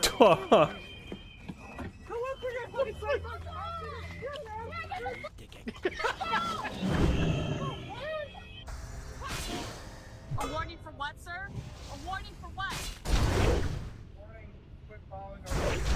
Because? Yes, we're allowed to film you doing those law enforcement operations. You still have the First Amendment, sir. We are not impeding your operations. We're merely filming them. Filming, but once you enter the operation area, left, and like that. See, and this is the part that a lot of people don't understand. You can absolutely film. Yeah, it's like that's the distance, but there. Asmongold says this, area in which they're and I have to agree with him. It's like if there's a crime scene, right? You can stand outside. It's very obvious when you think about it as well. It's like these people do not give a fuck they're gonna arrest you and probably hurt you. That you're racist. It's they want to be the racist. They don't give a fuck about the laws. They want to set the laws. Like it's I'm like. saying they both have. Oh yeah, no. There's aspects of racism. There's irony here. There's people who are. They're saying the that biggest they are fascists above this around. Correct. and then here they are displaying the behavior. The same racism that they're literally purity testing people in the street, like stopping them, and they're like, "Oh, can you prove you're not ICE?" Like, motherfucker, what? You want me to wear a fucking band on my arm as well with a star on it? Like, don't get me wrong. If you're a KKK member, you're more likely going to be vote Republican, right? Pretty much. These people are actual fascists, and they have no fucking idea. They're too stupid to realize. The other side is not racist. This whole ICE out and all this stuff is not about racial equality or gender equality or it's none of that. Like, they literally follow the Hitlerian playbook, right? You give the people, the dumbasses, they're vying for control. the plebs, the retards, you give them something that they can feel good about. Even if that thing that they feel good about translates into terrible fucking things, right? It doesn't matter because the idiots feel good about it. Is that an excuse? I'm not sure. It could have been a black camera. It could have been black. But if you're like identity politics is just basically we're out there doing this, and then you got it's 1930 to 1938. It's just a little bit You're not challenging it. You're not saying, look, we need to chill out with that. Not as overt to one specific group of people. Any other scenario where there's guys saying misogynistic things, because it's not here. It's not about. The other guys aren't saying something, right? So it's not nationalism or anything that's driving it. It's pure. What Nate's saying is at least be consistent. If you're going to try to pull the wool over our eyes, at least try to be consistent. Like virtue signaling nonsense, right? It's like. That has studied these groups for over 5 years. Most of these communists, not regular liberals, through these 85 to 90% of the people that are out there have no fucking idea why they're out there. Yeah, I definitely agree. But the thing about this whole strategy is that, remember, they're trying to get the moral high ground. But if you look at the tactics they're using, it's not moral. This is just as bad as they are doing the same thing as they're complaining about the other side to do, except they're doing it for a good cause, allegedly. That's their good cause. You lose a moral high ground when you speak to the level of the people you say you're above. Right? Yes, yes. Dems have been this way for years. It's more transparent. Both sides have it. But one has been hidden. That is true. So the difference, and I tried to make this point to other left-leaning people that don't really get it. It's the difference between racialism and racism. And even now, as I say that, people who disagree with me don't even know the difference. So but it's true. It's racialism versus racism. Yeah. Neither one of them are great, but let's not pretend this isn't something. But I can tell you what is crazy and what everybody's going to agree, that Tiffany Hinya is still losing her gosh darn mind with whatever else he's trying to do. So we got so now we move to Tiffany Hinyard, and you guys all know. For those of you who know who Tiffany Hinyard the super mayor, she was the crazy brilliant black woman. Okay, yes. She is a brilliant, successful. Y'all hating on a black woman, a black woman. Well, she sounds like that. Like there's a whole bunch of Tiffany Hinyard. Like actually.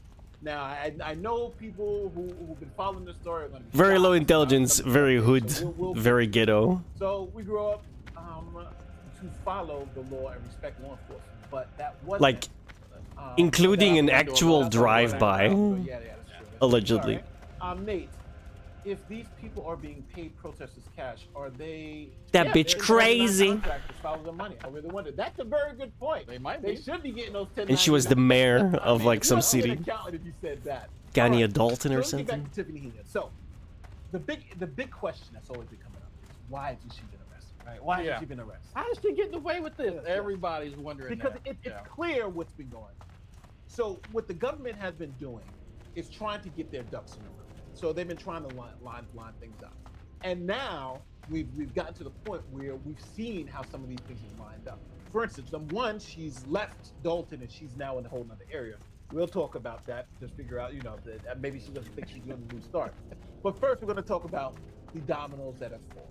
First, the police chief in Dalton, former police chief that was under Tiffany Hinyard, has now pleaded guilty to his crimes, and he is now going to he is going to state's evidence. Here is WGN. They have a report. The former police chief. Now remember, this is her in court. This is the guy that was doing all this stuff, locking people up, all that stuff. He had an issue with Tommy G, who did the expose that. So he now remember. Now, for those of you who don't remember, let me pull this back so I can go with this. So, for those of you who don't remember what happened with the Dalton, the police chief had filed bankruptcy like 7 times, right?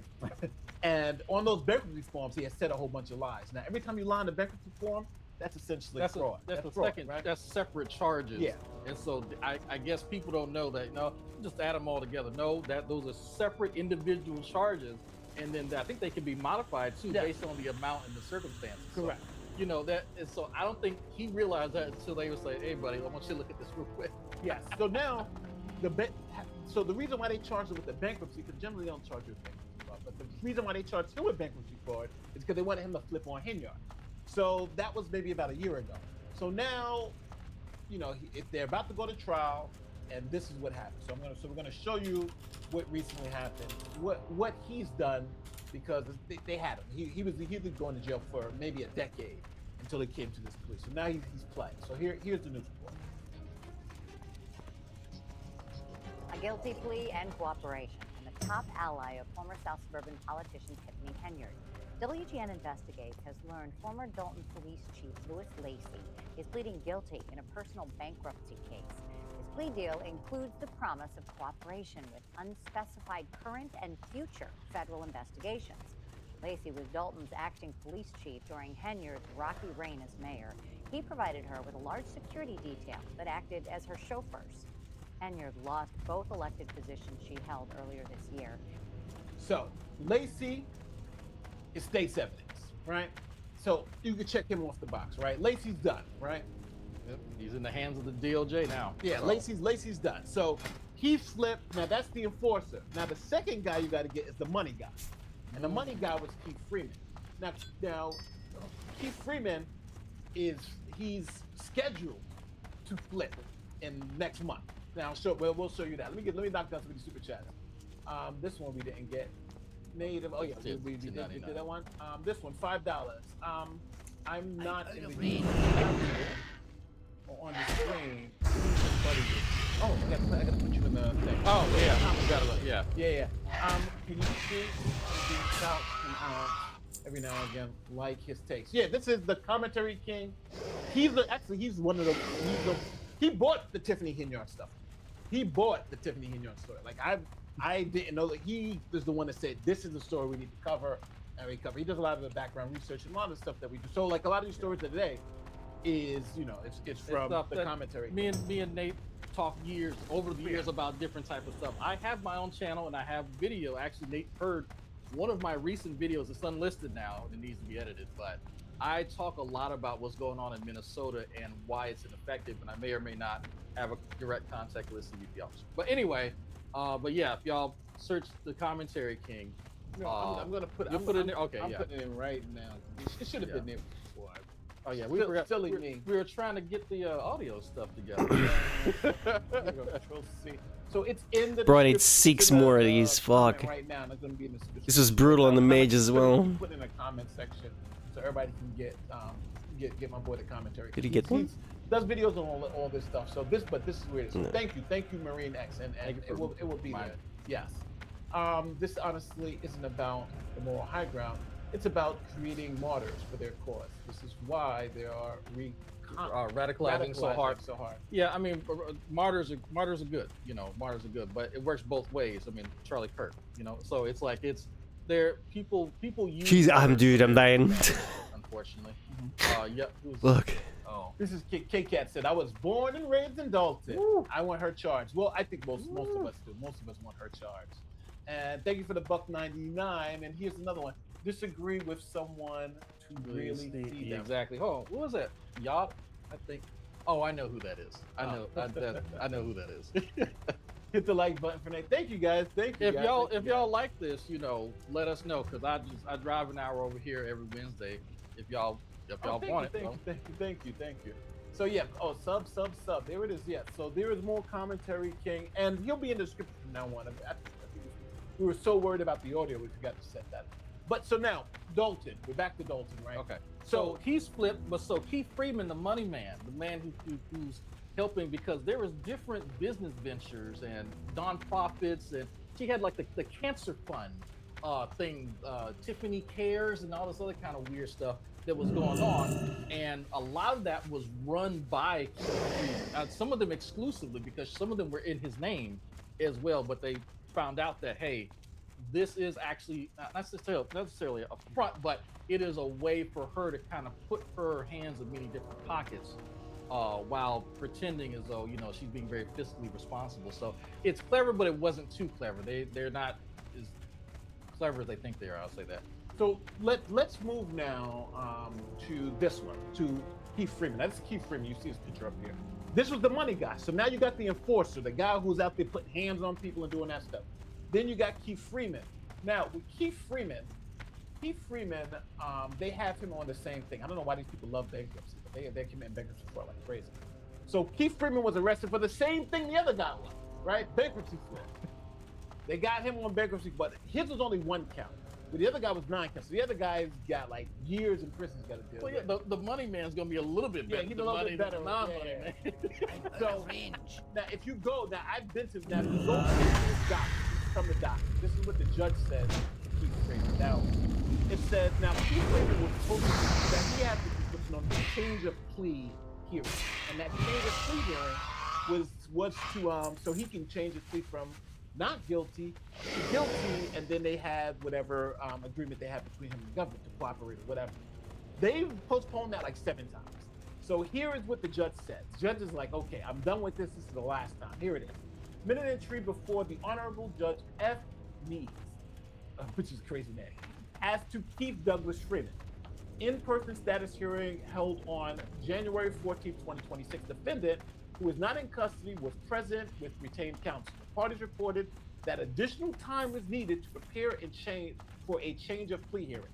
I'm going from not guilty to guilty. Accordingly, an in-person change of plea hearing is set for March 4th, 2026 at 10:30 a.m. So we'll know next month, in about a month, what's going to happen. If the change of plea does not go forward, so remember, this is like the 5th or 6th time. It's like, so if it doesn't go forward this time, the court will set a trial date at the March 4th, 2026 hearing. The government will submit a draft of the plea agreement to the judge at the proposed order needs, give the email, by March 1st, 2026. So the judge says, I want to see it 4 days before you guys get in. Time is excluded without objection. Speedy trial time. It's throughout the time. So in other words, if we're coming to an agreement, you have the speedy trial time. So it's trying to call you. What's the uncivil law is trying to call you? Oh yeah, he did try to call me. Well, but I'm not going to answer right away.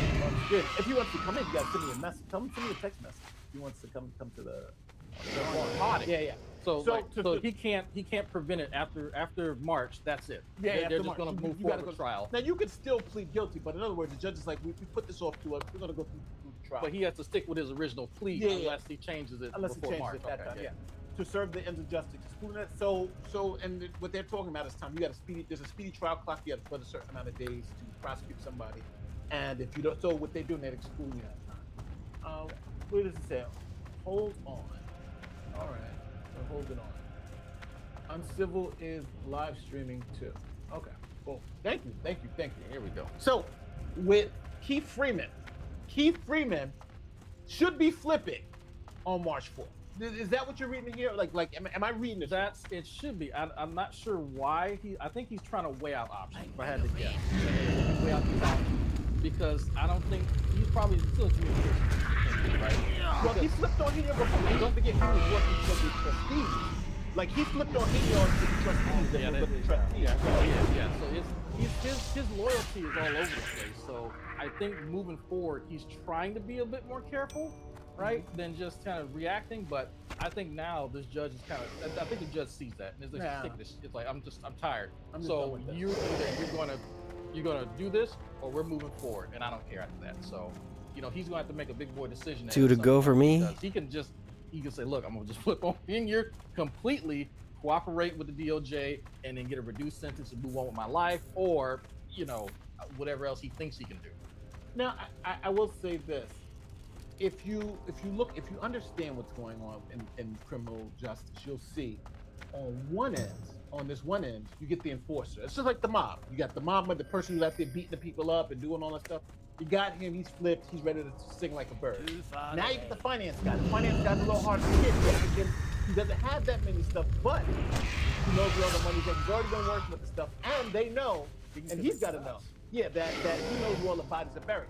So you get him too. So if you got both of those, the next logical person is Hengard. So let me do this. Let me send Uncivil Law this link. There we go.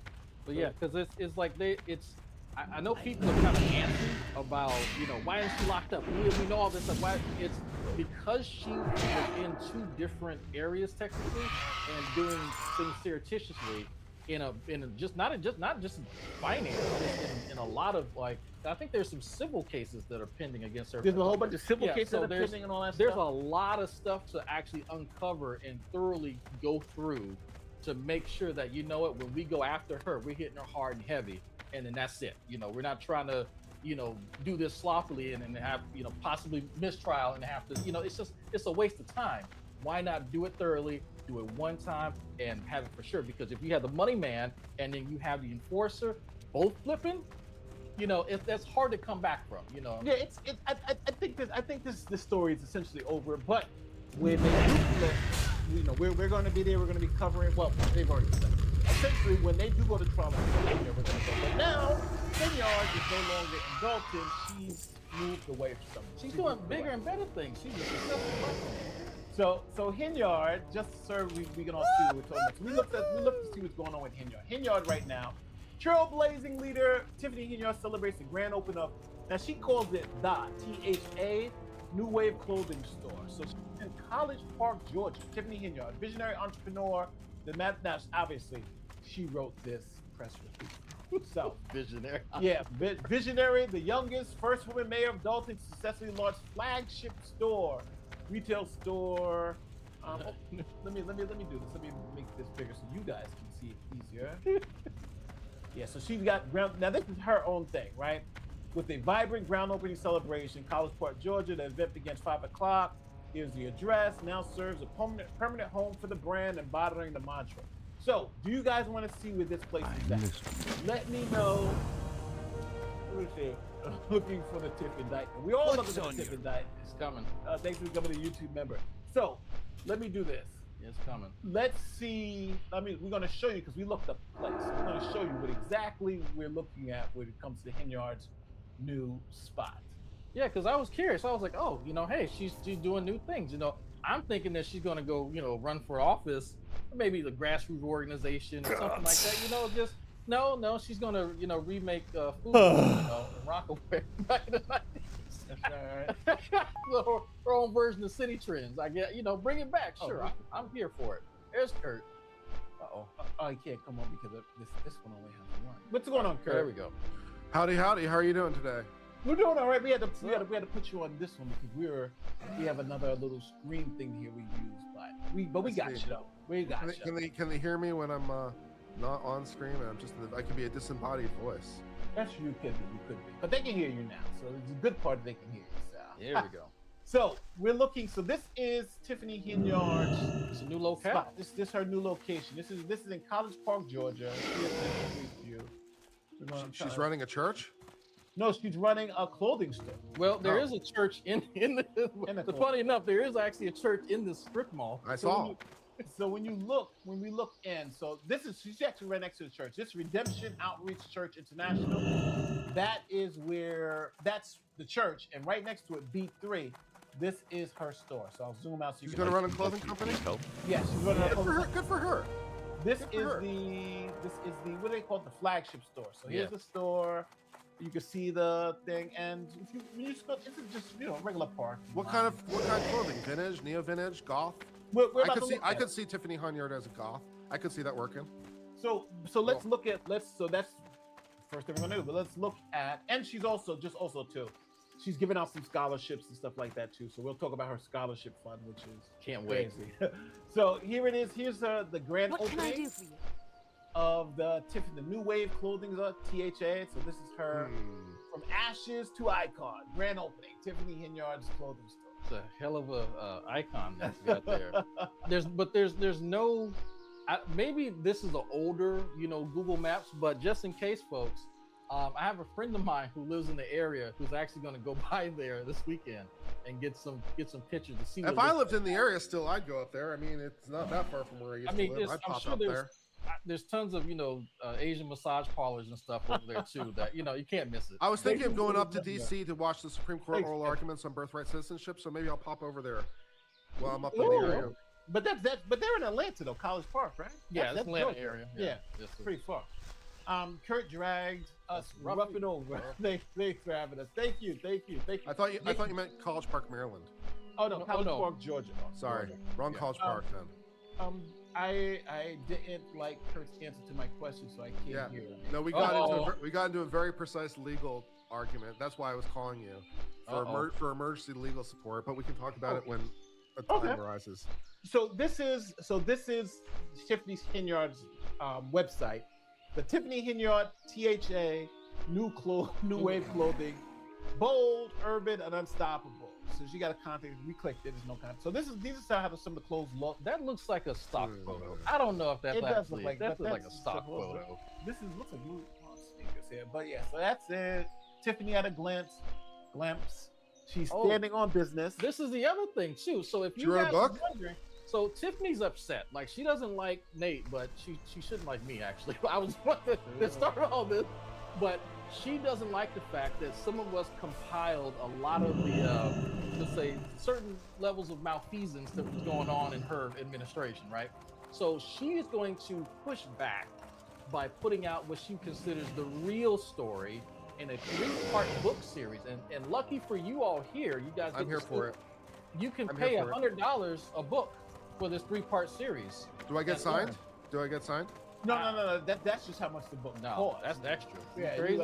So if you want to see Tiffany Hinyard's book, because now that she has a clothing store in Georgia, she's charging $99 for her book. Here's the news report on Adults and residents are ready for a change. Tiffany Hinyard has been voted out of the mayor's office. Joni joins us now with details on this major defeat for Tiffany Hinyard. Joni, good morning. Talk about the $99 book deal. The communities, I do a ton of good, but y'all just painted me as bad news. I'm here for it. I'm going to buy it. I'm going to write it off as a business expense and put it on my channel. This is an old thing, but here is the thing about the book. Let me see. Why did you make me do that? The price tag is $99. There's no reason. Right? So whopping price tag for Hello book. Tiffany Hinyard announced a legal venture, blah, blah, blah, on a post on X, pre-order the book. Here it is. So in a Facebook post, disgraced politician vowed the real stories coming while sharing the link to pre-order the book, which boasts a price tag of $99, is reportedly the first of a 3-part series. So you're going to have there's 3 of these books coming out. What a deal. I'm there for it. I'm there. So we're going to have to pay $300 to hear the story of Tiffany Hinyard. Look, I'm willing to buy the book.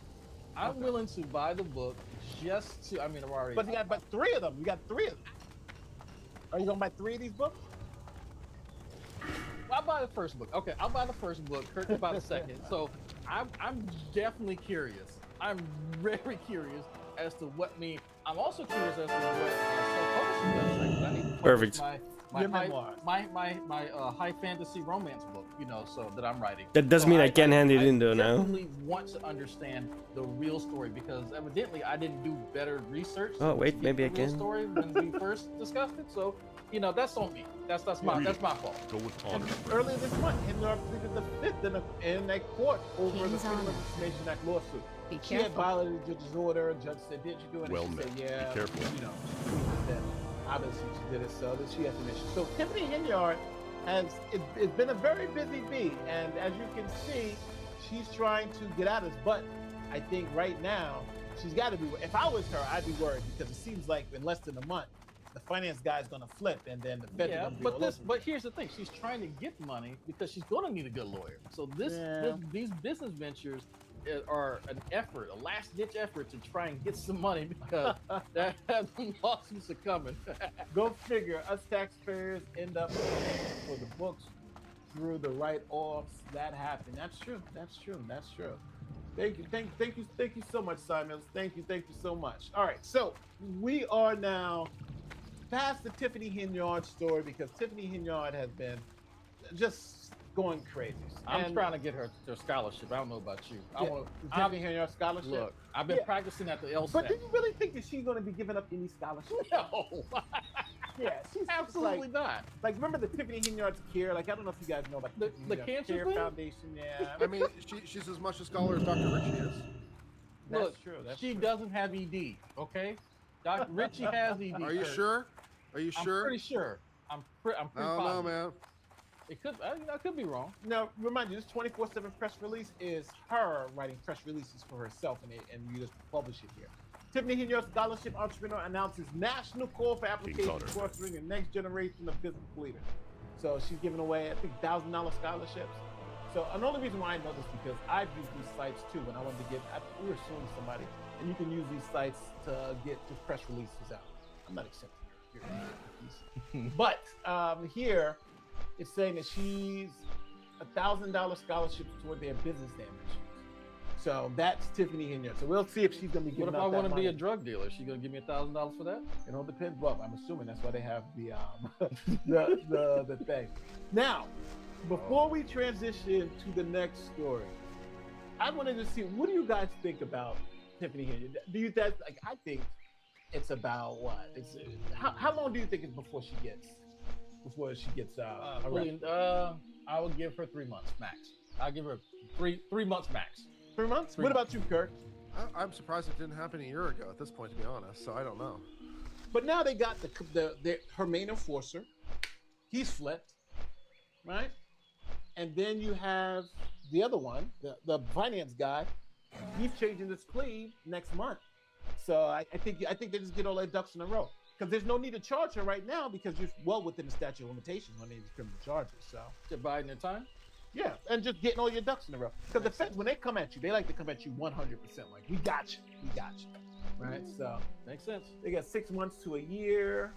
Nate the lawyer, that was a stolen image from her. She might have paid for it. She might have paid rights. Lock her up, please. 6 months to a year. Yeah, 6 months to a year, I think 6 months to a year. So, next, we're going with the Epstein files. Now, I'm going to say it.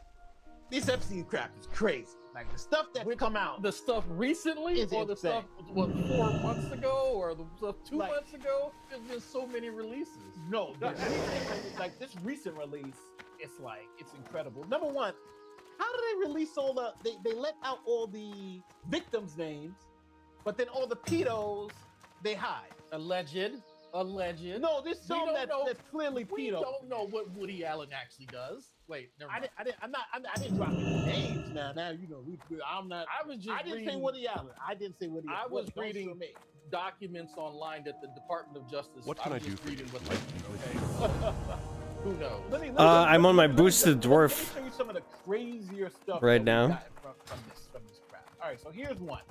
Now remember, the big issue with the Epstein files was that we can't. I'm not gonna survive much longer. I barely slept, and I have a job interview tomorrow, so I think I'm gonna just sleep and then wake up and then do the job interview and then go sleep again. Just some of the stuff that was found. Now also too. Because I'm definitely gonna wake up at like midnight or 2 in the morning or stuff. Someone had Yeah. aggregated the entire Oh, no. millions, No, I guess not. millions of files and put it into a link. So what Thank I'm you. going to do, Someone put it together as a torrent? I hope so. yes. So what Oh, I'm thank going God. to do is I'm going to take that link and put it in the description. So when I got to find that link again, but as soon as I get that link, I'll put it in the description here, and you'll be able to see all of not only these but the previous ones and everything. You'll see it up there, and you can go through and click through them all. So, It's a lot.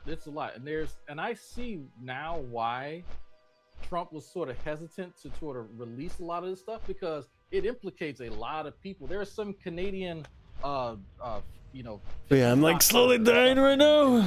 His correspondence with Epstein clearly indicates that he knew what was going on. He was very Case in aware point. 'cause he's making comments on Epstein's lifestyle, God. how it's almost envious, and so it's like that leaves very little. I've been to getting hit by like a imagination massive as to the bomb of their insomnia, bro. It's relationship, and so it's he been can't terrible. Really distance himself from it, but he doesn't expect anyone to read these private emails that are no longer private. So it's people like that who have a lot of influence, and like the former. What can I do for you? Andrew. These are 5 minutes? Well, Fuck my I'll tell you, life. The biggest thing for me, I always wondered what happened between. I always wondered what happened between Bill and Melinda Gates. Then the link to all of the files. Can you guys hear me? Are going to be. This is one hell of a link. Let me make sure. Oh, lost in the void. Here it is. Control C. So So I wanted to make sure you guys had the link to all the files. So click on that. That's from Vladzilla, and he has literally all the files there. All the files there. So you have it. It says, yes, we hear you. Oh, I think we don't hear Kurt. Yeah, what happened to... Sorry, Kurt. Oh, there we go. Yeah, I was talking. You guys weren't answering back. Like, can chat hear me? So I was confused there for a second. I was like, at least the You most ready, important Dodo, part for of the TBC? files is I now finally understand what happened to those crazy kids that love Bill and Melinda Gates. I always wondered what happened that caused their relationship to break out, and now that curiosity has been saked.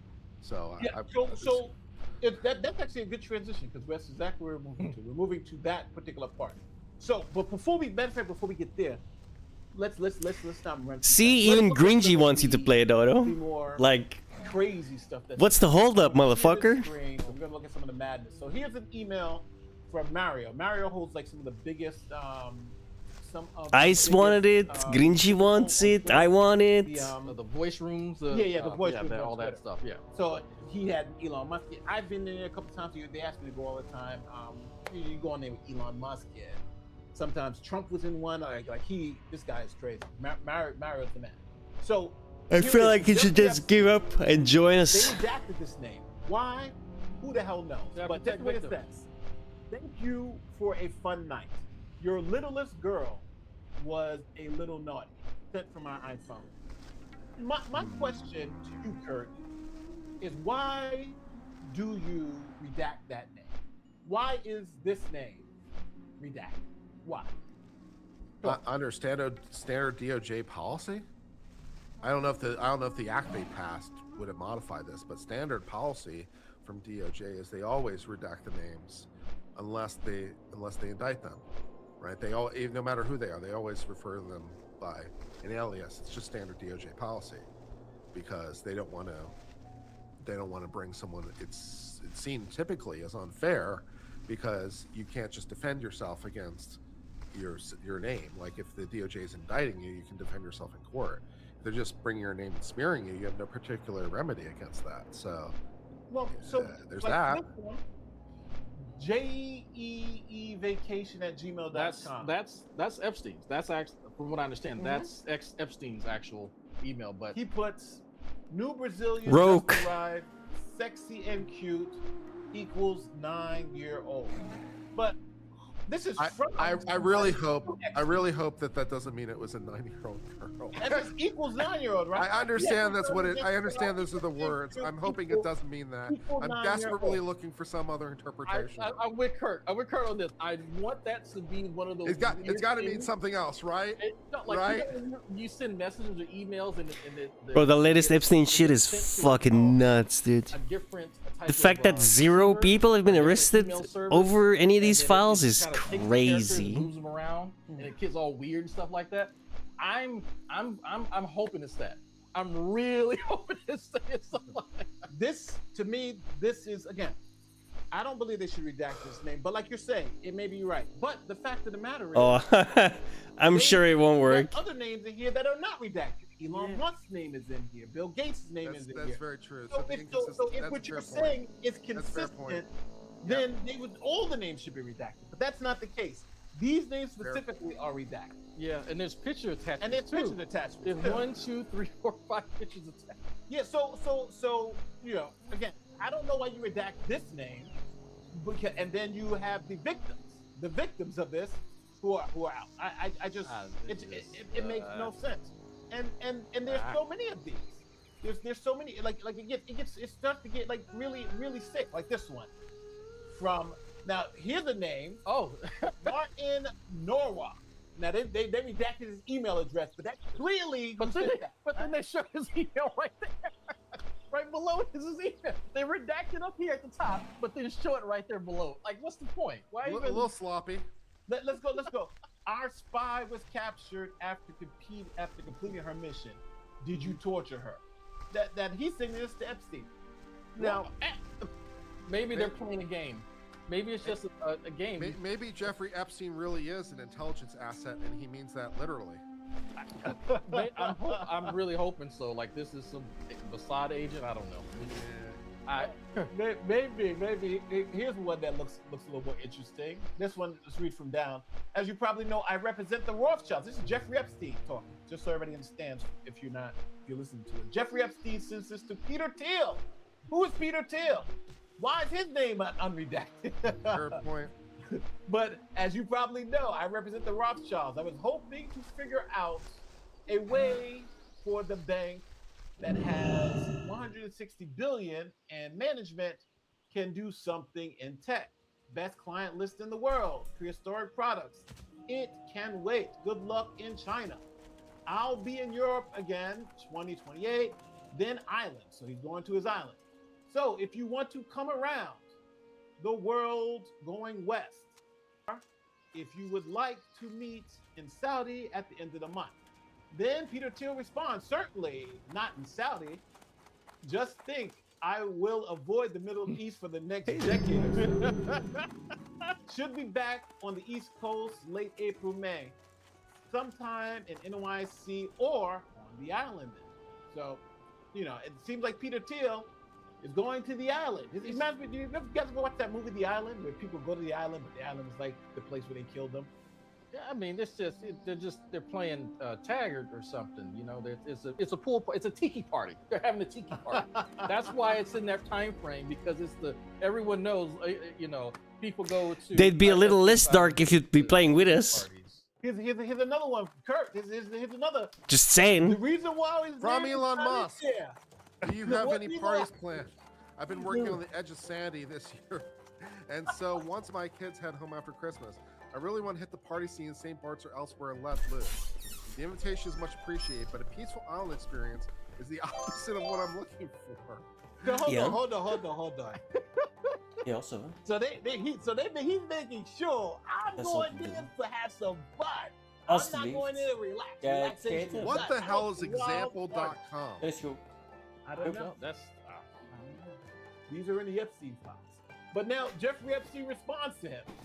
You are welcome to stay. Just come for the day. Plenty of room. I'll send the heli to get you. Now, remember, Elon was up there saying, I know nothing about nothing. I never wanted to go to the island. Every I never believe any of these guys say, I never believed that. But we'll say, just because they were on the island doesn't mean they were partaking in things, but it's like people who are at the Diddy parties, okay? Right? Not everybody woke up with a sore butt, but some people had to see something kind of crazy at some point, but who knows, right? Yeah, now apparently example.com. He never went. That's a good point. Yeah. Example.com is literally an example domain that's reserved by the Internet Assigned Number Authority. So it's not a real domain. It's literally an example domain in case you want to use a fictitious domain. So that is not a real email address. Well, Elon didn't make it seem like it wasn't. These emails weren't sent. But maybe you're right. Maybe these are fake emails from the drop. Who knows? But I think the most compelling part of this whole drop is the Bill Gates stuff, because Bill Gates said that he had worked with Epstein. It was kind of philanthropist stuff. It wasn't really, it was just hey, just throwing around money. This charity, that charity. So here's what within the Epstein. No sense in holding out by the time you get from 60 to 70.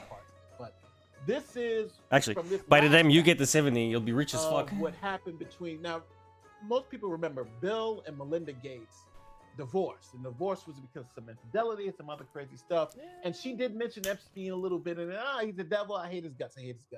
So now we go into the files, and this is what was found in the files. So we're gonna look at that right. Here we go. Let me put this full screen so we can hear. All right.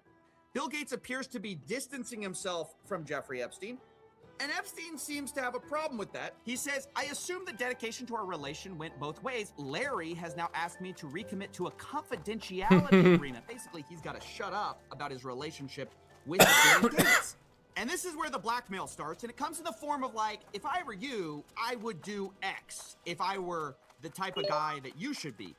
Now we always had learned that Epstein was blackmailing these people, but we never really saw the mechanism of how he did it. Right? We always just kind of presumed that, you know, hey, you are in close proximity to me, you know what's going on.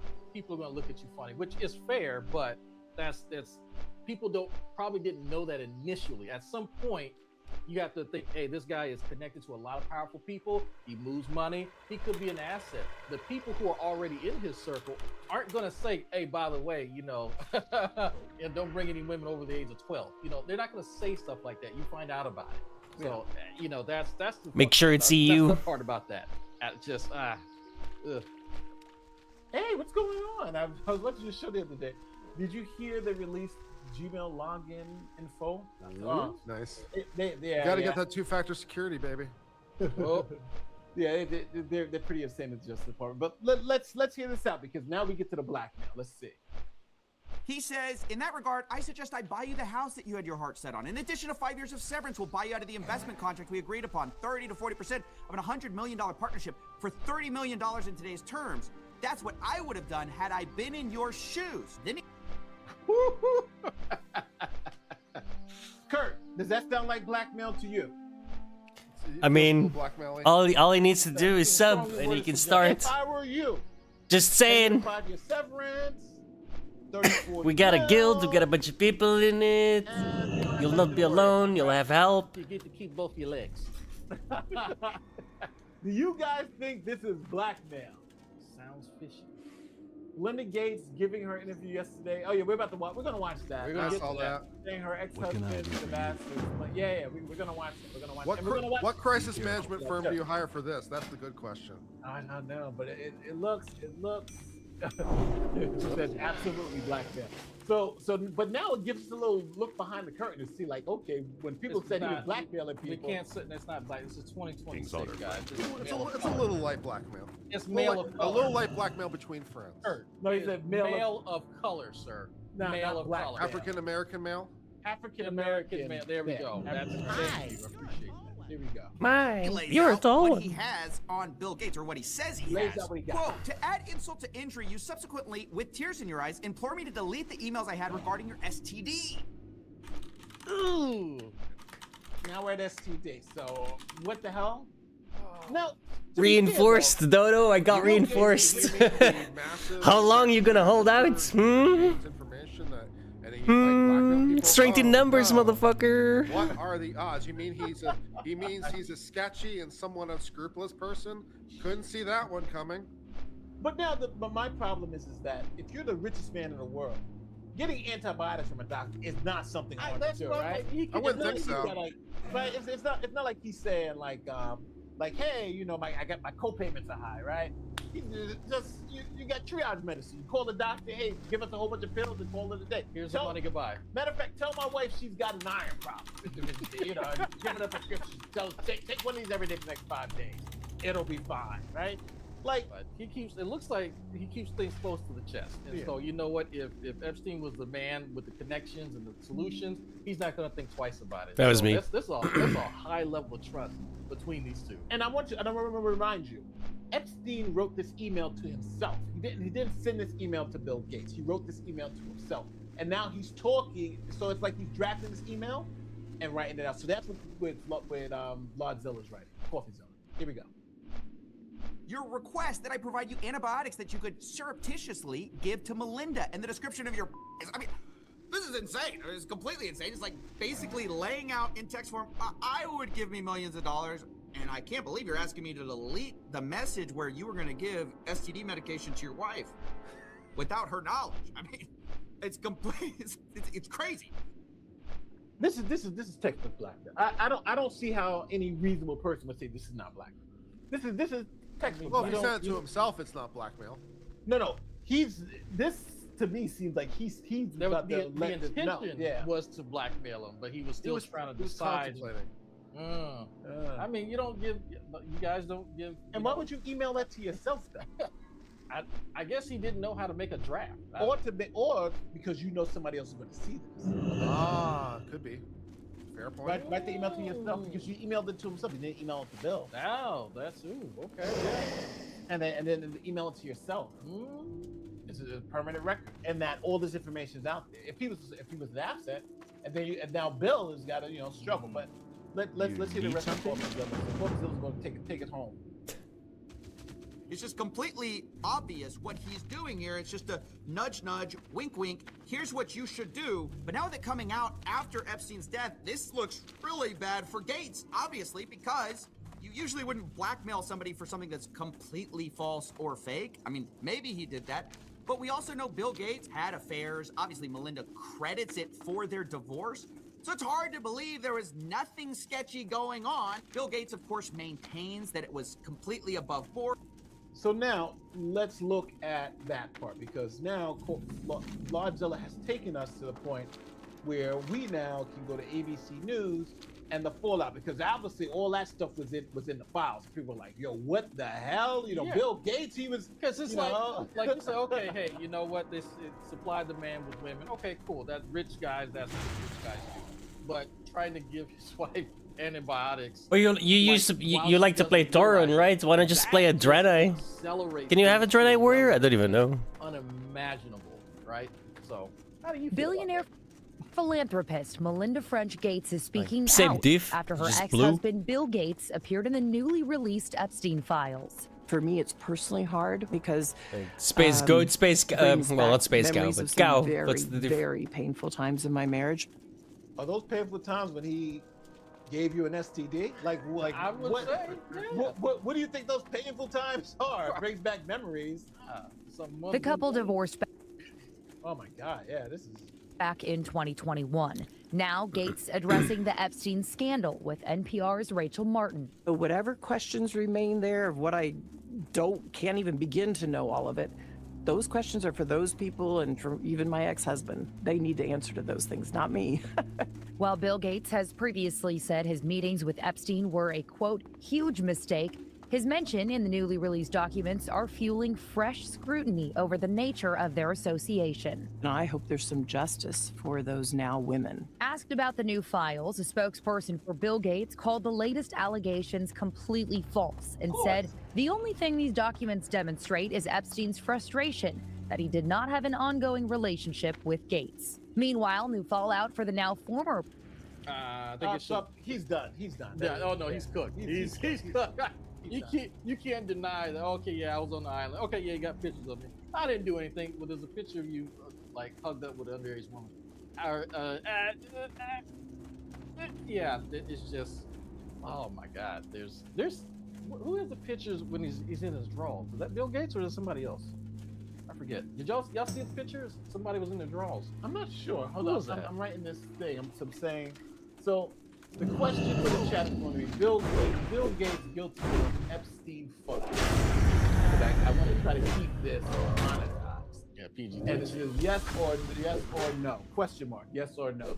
So the poll is in the chat. Do you think, based on what we see, do you think Bill Gates? It's gonna be tough. Again, I'm not accusing him of anything. I know nothing except what I see. And so I would think Gates would probably be into stuff that, activity with a much more older and consenting party, even though he was married. And the reason I say that is because some of the other releases that came out specifically like with Steve Bannon and stuff like that, and the conversations he had, the guys who were into the non-consensual, type of relationships, they would kind of openly joke about it. As weird as it is. So the fact that it really doesn't seem to even be suggested here, would leads me to believe that Bill Gates is just like, I just want, a hot, 20-year-old Brazilian. That's fine. I'm good with that. So that's just me. I don't know what you guys think. You're saying something, Kurt? No, just listen. Here is I'm showing this one now. This is some pictures of Bill Gates allegedly with some women from the Epstein trough. So as so to say. So I'm going to share this so you guys can see.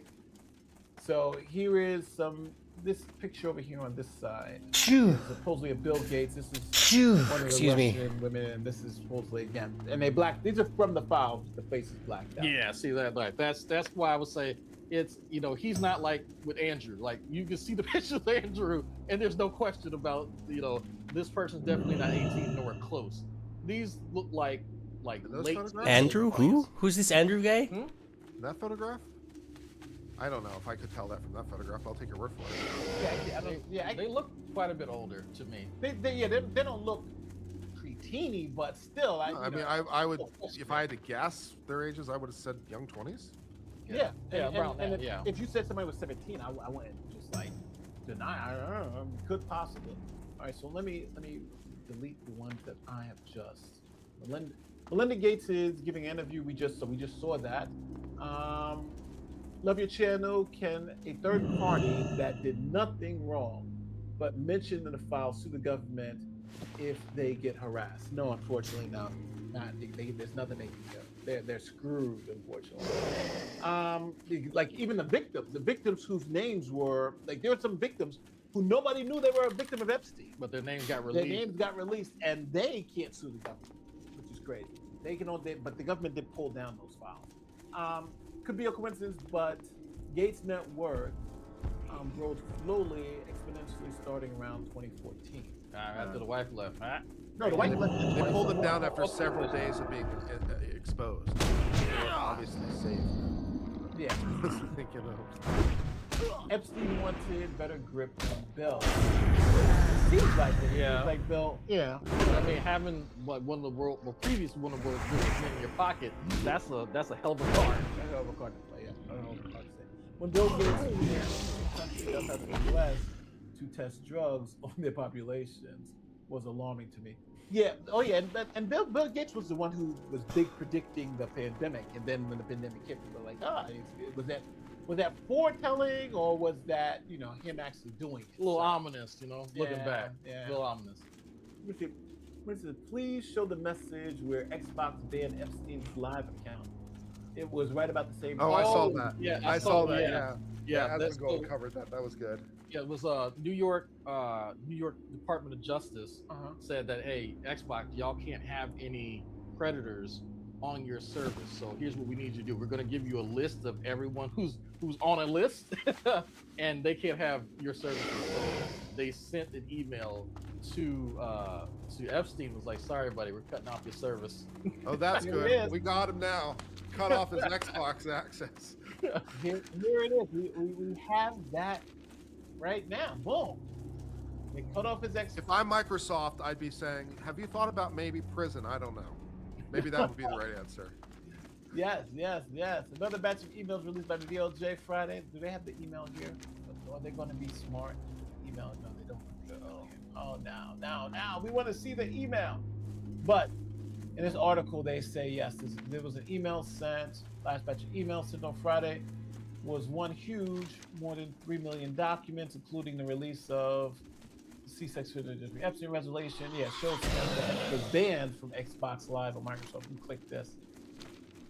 Yeah. Oh, is this it? Oops. Look. Let me continue without. Oh, there we go. There it is. There we go.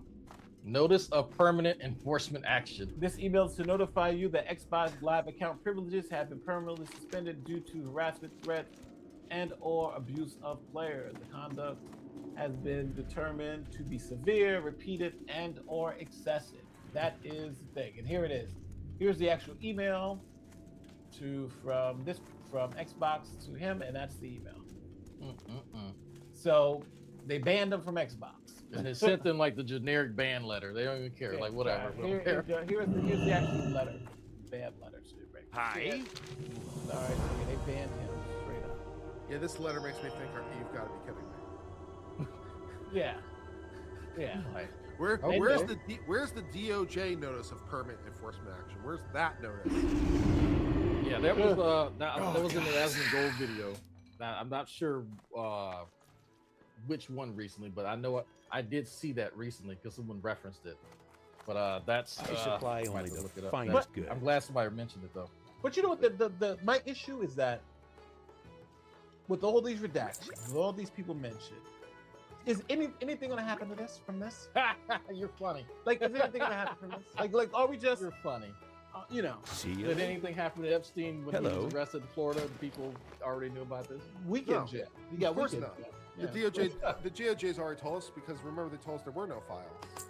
There were no files. Yeah. Nothing actionable. You know. There were no files. Oh wait, there are. Yeah, we've reviewed it. No one can be charged. Okay. Pam Bondi You said know what? they To be released fair, they're everything. probably right. The statute of limitations is probably expired for everything. So they're probably right. On what? For what? For basically everything. I mean, standard statute of limitations for federal crimes is 5 years. No, This not is for, but they specifically changed the one for sex trafficking. Fair So point. That's fair. It's sex trafficking, murder, and it's not for everything. But a lot of these crimes, especially crimes against children, it's ongoing. So they can still charge tomorrow. As a matter of fact, there are some in the UK. When did they change it? Yeah, so there was some they changed in 2003, 2004. So everything essentially before that it was 5 years, and it all depends if it was like there's some technical issues to it. So, but Epstein, anything post 2004 we can still get them for? Yeah, Okay, fair enough. Anything after simply post 2004 we can still. All A right. lot of this stuff was happening back then. So Fair. All right. And you know, they're a lot not of going to. They've obviously not interested for whatever combination of reasons. But do you think there's any probable cause here to arrest somebody for crimes against children? You literally have the live victims. You have all these correspondence. You got all this information, all this documentary evidence. You got a victim saying, "Hey, I recognize that guy. This guy did this to me. Here's also the documentary evidence. I was on the island." It seems like probable cause to me. You know, the thing is, like, obviously for a crime, you have to be a little bit more specific or have a better idea of exactly what crime, right? So it's like we need to be able to charge them for a specific thing. So can we get to like the who, what, when, where, why of a specific incident? So there was 500 and over 500 victims named for this, right? Out of those 500 victims, right? We're calling them victims because somebody did something to them at some point. Right, at some point, right? That's why. Lots of flying. I'm calling it here for now, dude. So, I'm you got these fucking people. dead. Now, generally, My to even brain have is probable completely cause that gone. This person did I'm gonna this to take me, a break. I'm gonna right? sleep. That's generally enough for probable And then I'll cause. be I got back a lot probably of at like 2 in the morning. I already know how it's gonna go. believe her, But at least that way I'll be awake properly So now you got when I have to go to the job interview. So that'll be good. evidence they were there. Sign up, Dodo. Gringy's character name is not Gringy. So when you get in the game, Thunderstrike, not the PvP server. When you get in the game, just message not Gringy and he can invite you into the guild and everything. Hey, this is circumstantial. There's plenty of people that were doing business. I'm playing devil's advocate, folks. I'm sure he won't mind doing that at all. Stand, tell their story, and I'm halfway home. Yeah, that's it. Now it's up to you to explain it, right? Victim tells Alright, boys. Thank you so much for hanging out. I'm a pass out. Peace the fuck out.